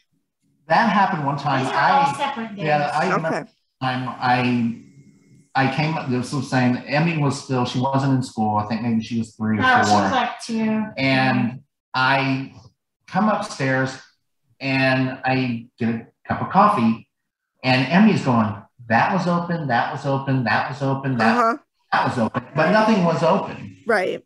And so I said, okay, fine. I just think she's just kind of playing around. So I get a cup of coffee, go back downstairs. So then she comes back downstairs, and she comes downstairs and she goes, Dad, everything is open. And I go, okay, what? So I come upstairs, every cabinet, every drawer, even the fridge, even the fridge, everything that could be open. I know, I saw it. Everything that was open. It was open, like all the drawers were open evenly. Yeah. I hate it. Cabinets were open evenly. The refrigerator, everything was open. Goosebumps right now. It's kind of like with the desk thing. How could you even know to put? It's like they have this magic wand and in such a short amount of time to get all even. Within 2 minutes. How else could you do that without having something magic? The same. So It'd be one thing if they were just thrown haphazardly, but to be Yeah. all the same amount. Ooh, no, thank you. Yeah, I don't and need there's that. no way that. and there's no No, way. Unless you take a picture, I can't even go. or a long time and a I ruler, remember not 2 exactly how it minutes. was. I got to take a picture. I'm going to fuck up too. So. Well, there's no Emmy couldn't have done Right, if one. she's Well, no, 2 or now 3. she's little. Reached most of them. Oh, yeah. Right. And so it was really just bizarre. And I'm just like, Wow. what is going on? And it was even, one time, Heidi, I come upstairs and we're talking, we're waiting to get picked up by her. She's coming home, she's going to get us, we're going to go somewhere. And the bar stools, we have like these bar stools, they were like all stacked. They were stacked on top of each other. Oh, I hate it when they stack the furniture. And I was like, did you do this? And she goes, no, I didn't do that. Yeah, she was And just then- kind of in the kitchen looking at our medicine cabinet, and she was busy. And the next thing you know, Dad comes up and he's like, what the hell, Heidi? What are you doing? She's like, I'm getting medicine. And then she shuts the door and she goes, Yeah, and then we she see didn't the know bar what stools, happened. and 'Cause they before, do it in silent. It's Yeah, silent. yeah, Nothing yeah. happened. Nothing makes I don't- sense. but then as I'm asking her, I go, did you do this? And she goes, no, I didn't do that. And then we just hear a man voice laugh. Oh, you did? Yeah, and then we just said, that's it, we're out. I can't You even know, imagine. I have so the much ghost hunting goosebumps team- right now. Like I can't. The ghost hunting team, things weren't overly bad until they came in and screwed everything up. Yep. Right, They're the ones that made it bad. After they made everything just terrible, right. then things just got awful. And Because I remember in the show, you were telling Amy that they were like commanding the spirits. yeah, they That's and- what happened. Well, that's the thing. We were living here in peace somewhat. Mhm. There were ghosts that weren't bothering us. Yeah, And so that they weren't bothering us. Our abilities to see them was bothering us. yeah, I don't, because Annie could see time period women would be, Yeah. and she would say, oh, she would be like, you can just tell when someone sees something because they have a look on their face, like, yep. what's that happening behind you? But she would see like period time, a woman, beautiful woman. There's a beautiful woman, Mom, looking in the window. Mhm. Tells that and things like that. But there was Wow. they just made the whole situation worse. All Yeah. they were seekers, they Well, and- misled us, They didn't know what they were doing. and they didn't know what they were doing. The woman Which who- is the worst thing. Here's the thing. This was a religious woman, a daughter of a preacher. So she was here to save us. She wasn't Oh, jeez. She was here to save us. Yeah. That was her goal. All the people with her, they were just ghost hunting fools. Oh, They were just damn. thrill seekers. That's That- all. Yeah. And they just made But the this whole woman- situation worse. Oh, God. But she also her goal was to help us spiritually. That was her goal. And so that's why she was doing this. That's why she commanded all of them. And what she did is make our lives worse. Right. She's trying to help us, but she made it worse because anything on the property at that time was in a vacuum, stuck in our house now. Yeah. Yep. Thankfully, not a whole lot were there. Yeah. You could have had a horse in here. And it was just all they did was just make it worse. And then after they just All left. my dead animals. They just left us in the middle of the night. Yeah. Yeah. Left us there to deal with the Oh, aftermath those of were- it. And then Inexcusable. blamed you Let me for tell it. you. And then blamed us. Yeah. Well, I just want to give you And- my 2 bits on that because they got video. I don't know if y'all know this. Okay, so while I'm in the basement, you probably don't know. I don't know. After she did this command thing, when she first did that, they were literally for him because he still during this period of them being here, he had issues happen. Then he was out of that he got jumped by shit. Okay, so here we are. We took him down there. Me and London were the only ones here. We were in the garage watching the film. Yeah. They put all this up to capture. So it was me and people, whoever was running the equipment. Me and London were in the garage with the setup. We got these things, and they told us they were from the dead files. They Yeah. Right. Right. were not from the dead files. But they took Lance down to the basement by himself. They sat on the floor in a whole full circle. And Mistake one. when they did, I think they did some kind of, that's probably when they did the command thing. Next thing you know, Lance gets us across his neck, and he just up and peeing out the basement. And he comes up to me horrified. He has scratches, like claw marks on his neck. So that happened. But then, he's gone. He's out. I'm done.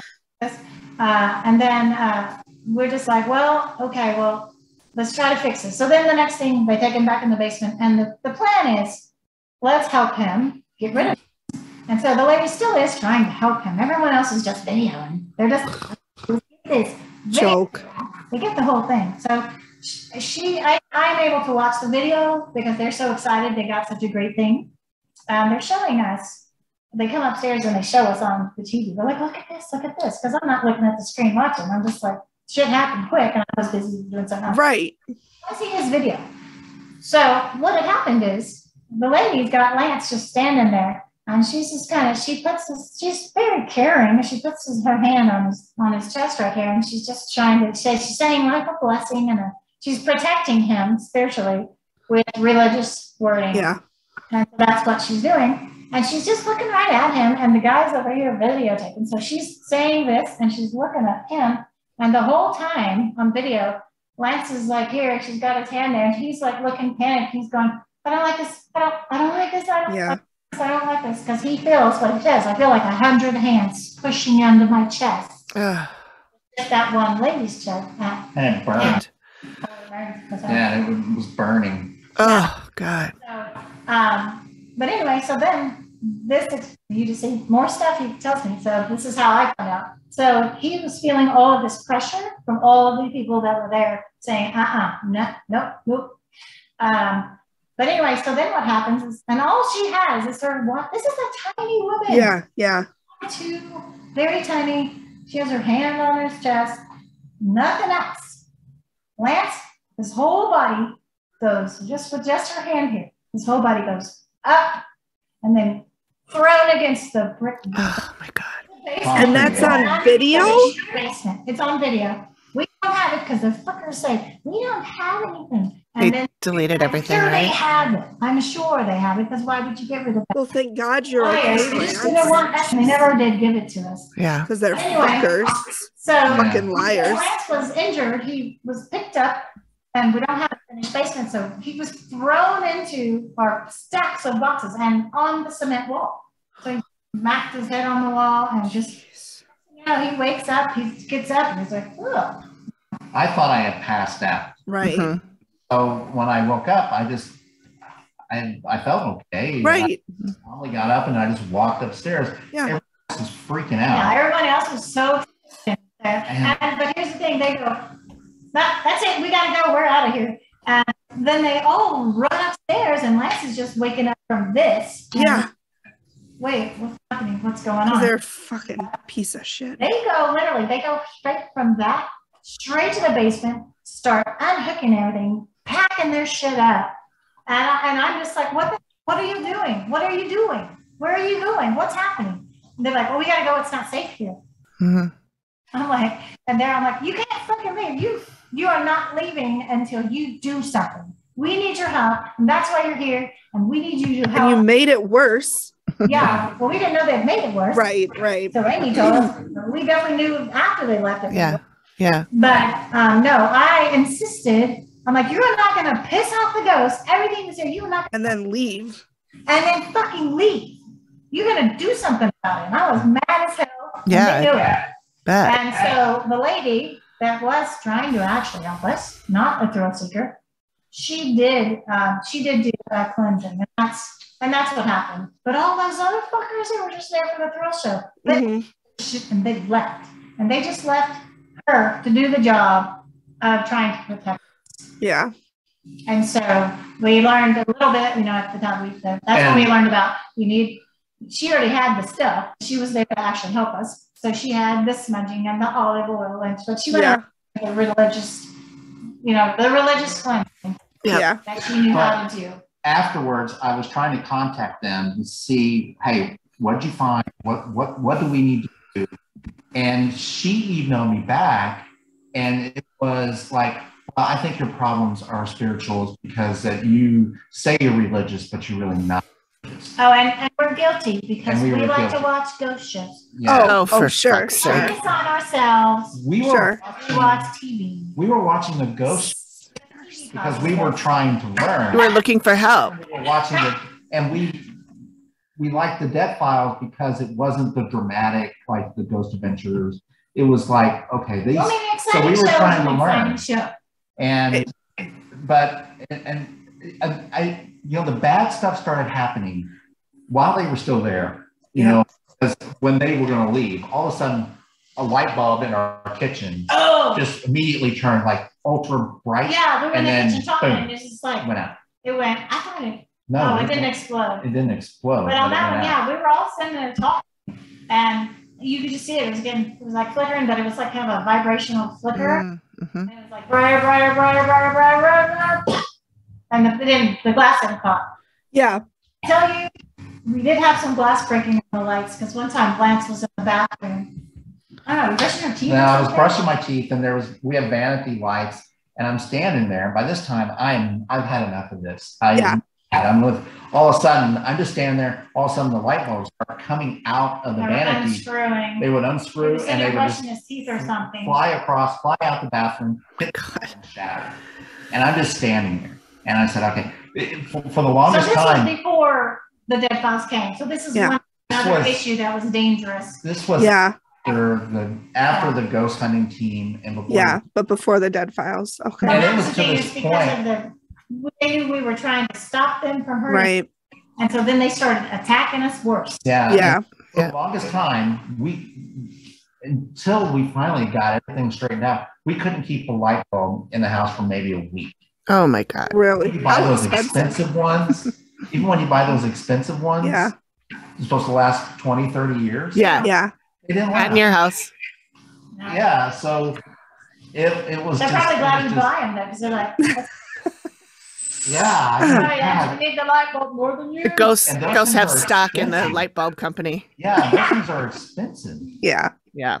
That's So we finally just got to terrifying. the point where we were just trying to find the cheapest light bulbs that we could. Of Right. course. At that We point, were just gonna go to have the to Dollar replace Tree. Yeah. Yeah, that's what we were doing. Yeah. We have Emmy here. Stop. You don't need to see Emmy, Edge. I think they Would do you like need to to see Emmy? I can switch. Yes. Yeah. Bring Emmy on. Emmy, come sit here. Bring Emmy in. She wants to be a part. She wants to be a part. No, I need, Everybody's welcome. I need to ask her the printer ink. Well, hey, Emmy. Say hi, Emmy. How are you? I'm okay. I was printing out all the little pictures and then suddenly it tells me that it's low on ink. So it's okay. Yes, let's see. I want to see. There's a lot. You can't see them all because I was taking like probably 15 hours. Sorry. Well, I might have to leave, but because I have a toddler, but Amy's free all night. She just has dogs. I have a toddler too. You did not have a toddler. It's right here. Oh, I have one of those. too. I think we've taken up a lot of y'all's time. No, I want to stay forever. If I didn't have a toddler, I'd do this for the next 4 hours. Yeah.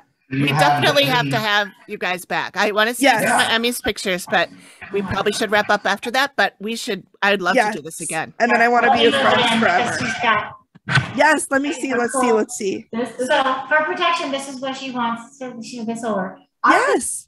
This is what I was trying to show him. He keeps trying to grab it out of my hands. Yeah. Lance doesn't want us to share our story. Oh, okay. Bad me man. Oh, is he the WrestleMania guy? I don't know how many there are exactly. This isn't. This is her So this is wrestling Edge. guy. I have like. Got a hot version. Show him the hot version. Shut up, Mom. God. Ooh, okay, but he is really cute. Right, he's very cute. There's like. Like blonde Tarzan. Whoa. I have this little Pinterest board and there's like 400 pictures of them. Oh dear. Perfect. That sounds amazing. We'll get a picture to you. She's gonna put all this on her wall and make it cool looking. Oh, cool. I can't wait. Ran out of ink. Hold on, I need to show them. Yeah, let's see it. Hold on. I'll be right. I'll go get him. No, he's not. I can't touch her man. So I think she was 8. And so now she's 15. I think. Emmy's 15. Ooh. Is she driving soon? Well, she needs to take her test. We have she's doing play right now, and so we haven't got her permit yet because we don't. She does not ever home. She's popular. Like she said, she's a very busy They're girl. doing a play. She's in a play right now, and Oh, so fun. school, and then she has a play, so we don't get to see much of her. What play are you in? The plot like gravy thickens. Ooh, that sounds fun, Mhm. intriguing. And she's also in a musical too. Oh, good. A musical Dang, called Emmy. Newsies. Yeah. You're in Newsies? Yeah. Who do you play? Specs. Okay. Your cool level went from like here, you're like through the roof. Like, I love Newsies. Well, in case you didn't know this, they were both in a musical last year, her and Heidi. It was phenomenal. It was I bet. I bet. Yeah. So perhaps I can share that with you. Yeah. For sure. Great. We'll have to do So it we're next so proud time, of them. but for sure. They did so good. That Heidi had the lead in Cinderella in the musical. Oh, good for What? her. That's So amazing. yeah, Emmy was a lady and a knight. So she was a primary dancer. And so I mean, Miss Fish is loving us. So what is great. Oh, I see. Yeah, that's Them good. being on the show, there's so many people that follow the blog and follow Uh-huh. Twitter and everything. So they've actually kind of seen Heidi and Emmy grow up. Growing up, yeah. Mhm. Well, she's 18. Wow. So, and she's on a jazz scholarship in at KCK. Wow. That's Oh, it. wow. that. I'm trying to get the glare off. Oh, I Oh, love cute. it. That's so cute. Yeah. Beautiful. So people like to see that because we were so tortured and the Yeah. kids were tortured, and now they have normal lives. Yeah, Mhm. it's great to see. There's still things. Heidi still deals with her PK. Yeah.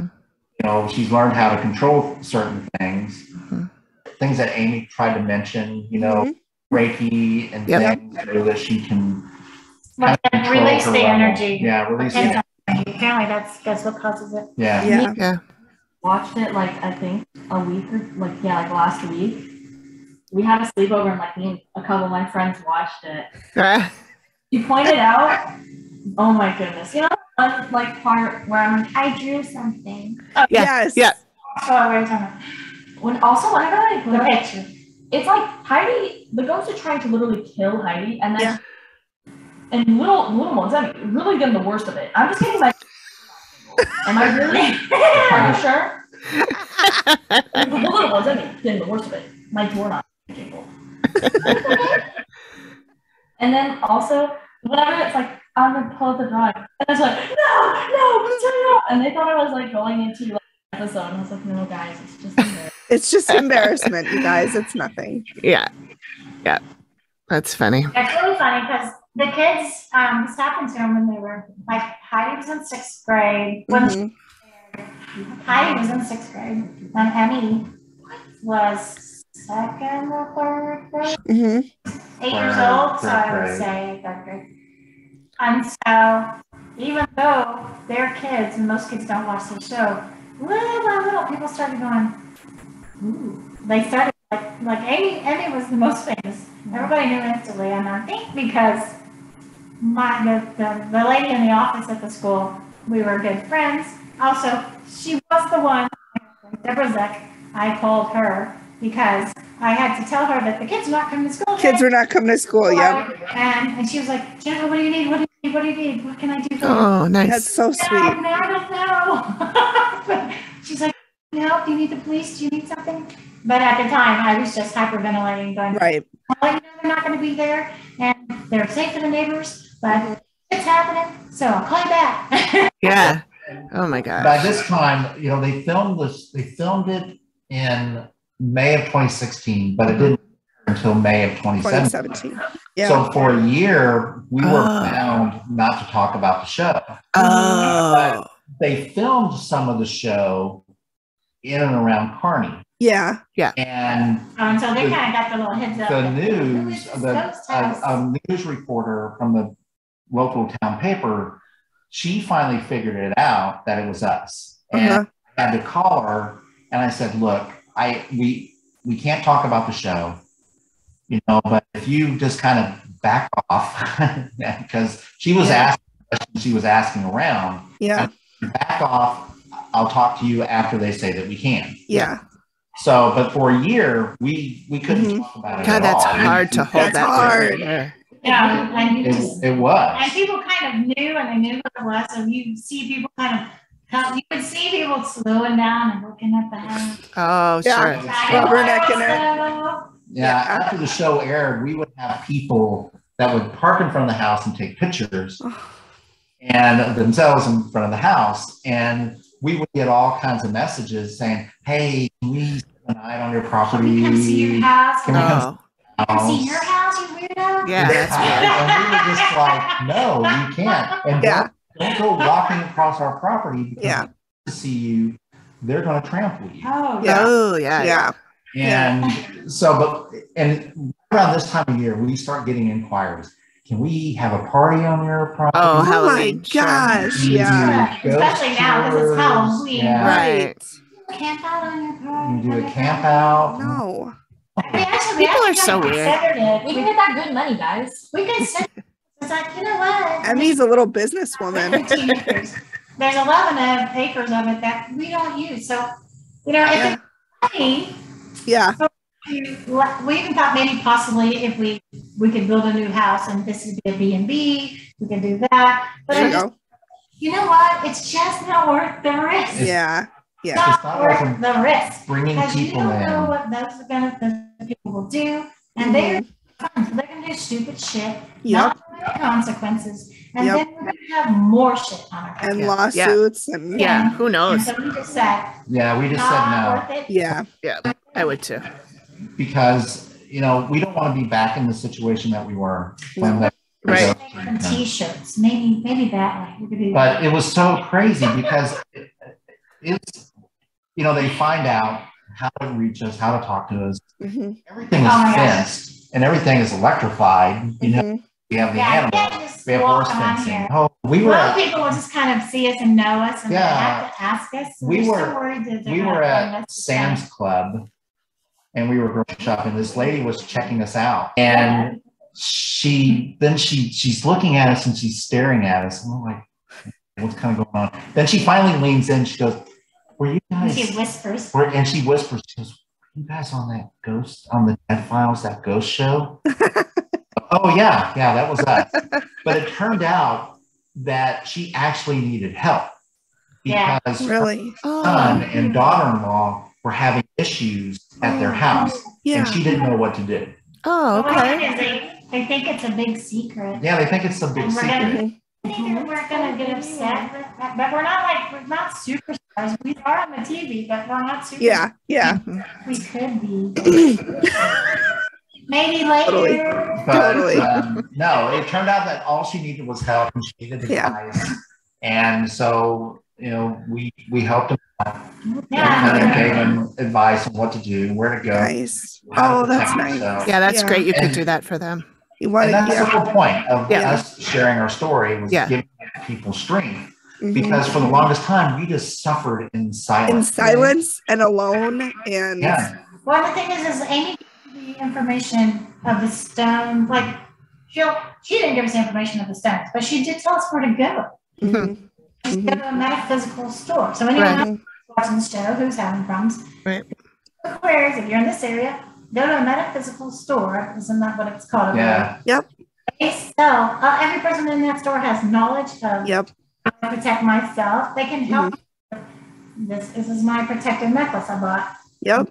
Oh, nice. Yeah. They will guide you to, they help you buy things. And I can tell you, for those who don't know, tourmaline is what blocks, it will block where they can't bother you. You can have, if you want to shut off the power for them to bother you, you just have tourmaline on your body. Okay. It shuts it off. And we went back because Lance couldn't even walk into the store. He walked in the store and immediately he was like just really upset. He goes, I have to go outside. I have to go outside. And I'm like, what's wrong? He's like, well, there's like little girl, there's like dead people everywhere and they're walking up to me. Hey, Oh my God. you know what? They're like just Yeah. frantically searching, Yeah. want to find their loved ones and they Yeah. don't. They are. Yeah. ripped out his heart. So the lady saw him coming in and out of the store because he would come in, but they had to leave. Yeah. And then, so she said, she brought him in and she goes, here, hold this. And she gave him the stone. She goes, is that better? He's like, yeah, thanks. What is this? So that's how we learn. But they don't give this. I guess if you know that there's something that can help you, you'll hunt it down on Amazon. But there's something that can help you. That's the best advice that we can give people. You know, go to a metaphysical store. You know, they're going to listen to you. They're going to be open. They're going to help you, and they're going to help you. Yeah. And if they can't help you, they're going to point you to somebody who can. They know somebody who can. Yeah. Yeah. And don't be embarrassed and don't be ashamed and don't think that people are going to judge you. And if they do, so what? Yeah. At the store, they all are spiritual and they know. So you will not be judged there. And in fact, they're the ones who gave us all the supplies we needed to protect ourselves. They gave us a psalm book. They gave us all the stuff you need to do the cleansing. They told us about frankincense. They told us it's frankincense and myrrh that's on an incense. But they give you all the information. If you need help and you want help, like this one guy, he as a child was tortured.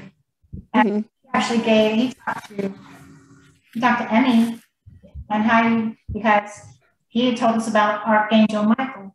And because all you need to do is you say your prayer and you ask for Archangel Michael, please protect me and put your wings around me. And he said that's the only way he could sleep at night and not be bothered. Yeah. Because somehow he knew how to do that. I don't know who gave him that information. But my children. I've heard of that too. Yeah, me too. They're just there to help. Yeah. Okay. Well, I think you guys have given us some great stuff. I think that listeners are going to.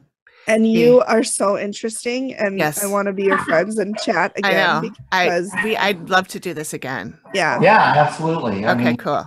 We went through 8 years of just. I know you've got so many stories. We'd love to hear them. Yeah. So, this was fun. So. Yes, and thank you for joining, and thank you, Emmy. And we're so glad that you. Emmy wanted to talk to you about stuff. So if you guys want to do another one, we are open. You can give us a heads up on what you have ideas for, and we'll hunt because I can hunt down possible pictures, videos. Yeah, sure. Yeah, that'd be great. That'd be great. I know what you're interested in. Whatever you guys feel comfortable sharing. I mean, we don't want to pressure you into anything. Sharing almost everything. Yeah. I think on the blog, on the show, they just show a little snippet of the video. Yeah. On the blog, if you read the blog, you can see the complete. I did see that. Yeah. Door opens. Yep. So, and I'm gonna have to read that in the daytime because I get scared. I will go back and read it, and I thought, oh man, that's pretty scary stuff. Like, this happened? Yeah. But the blog is still amazing. It's still amazing. It is.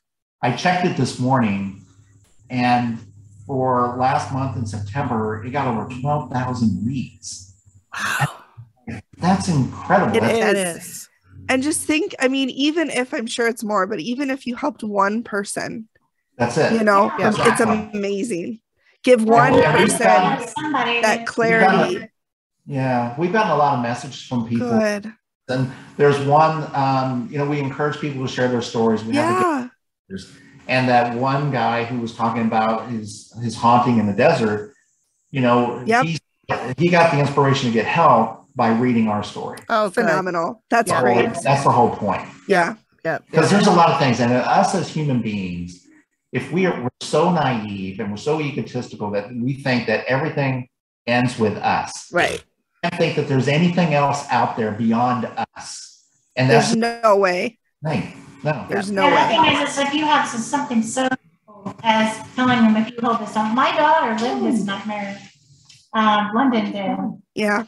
Just kind of started, we just had this little talk within the last year because I had time on my hands and I had been a self, evaluation my whole life. And I was talking to her about it and she told me a lot of stuff about her life that I realized.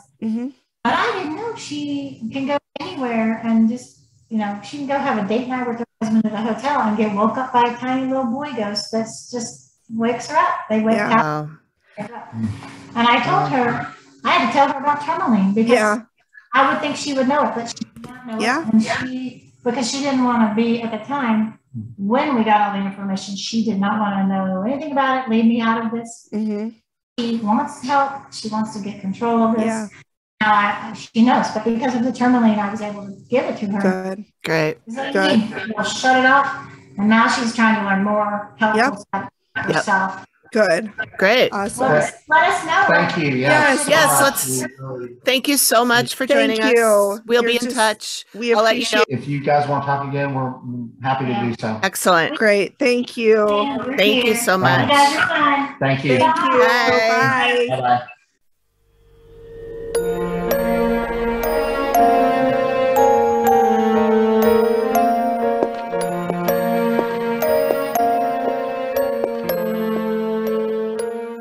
Very nice people. Yep. I did not know that whole story about the knives and the cops and No, the Can whole you thing about him being imagine? possessed. poor Lance waking Oh, up and seeing cops and thinking you did something to somebody, I know. to your That's so child, or awful. oh my God, I can't even. And thank God for that dog, Aya, who Rescuing him. rescued him out from falling in the pond. No, it was not falling in the pond. Well, it was walking being into murdered the by a pond. ghost. Right, right. Yeah. Amy, do you want to tell us what to expect next week? Why, sure. I will be presenting the Dead Files episode called Evil Underground. It is season 2, episode 16. And it was a listener suggestion from Lily, who is the person behind the podcast Haunted Happy Hour, which is also going to be our promo partner Next week. I love the name Lily. I do too. It's And so I also love the name Haunted Happy Hour. I mean, I love it all. Yeah, that's true. I don't want to demean that. Yeah.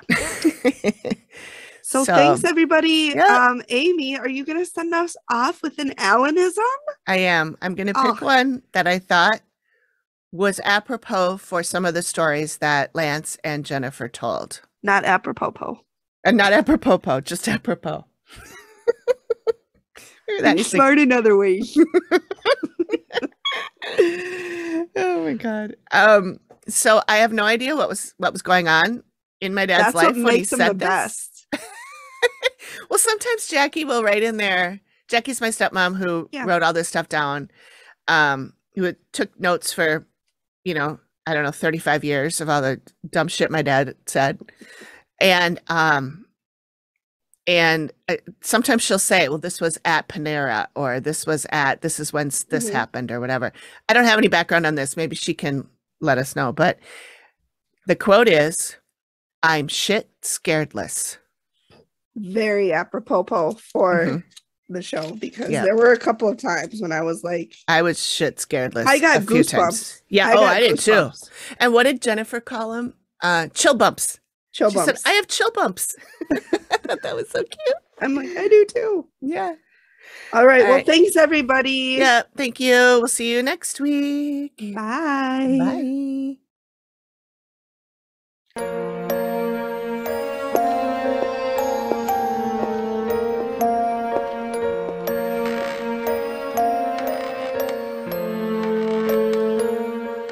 Thank you for listening to the Activity Continues podcast.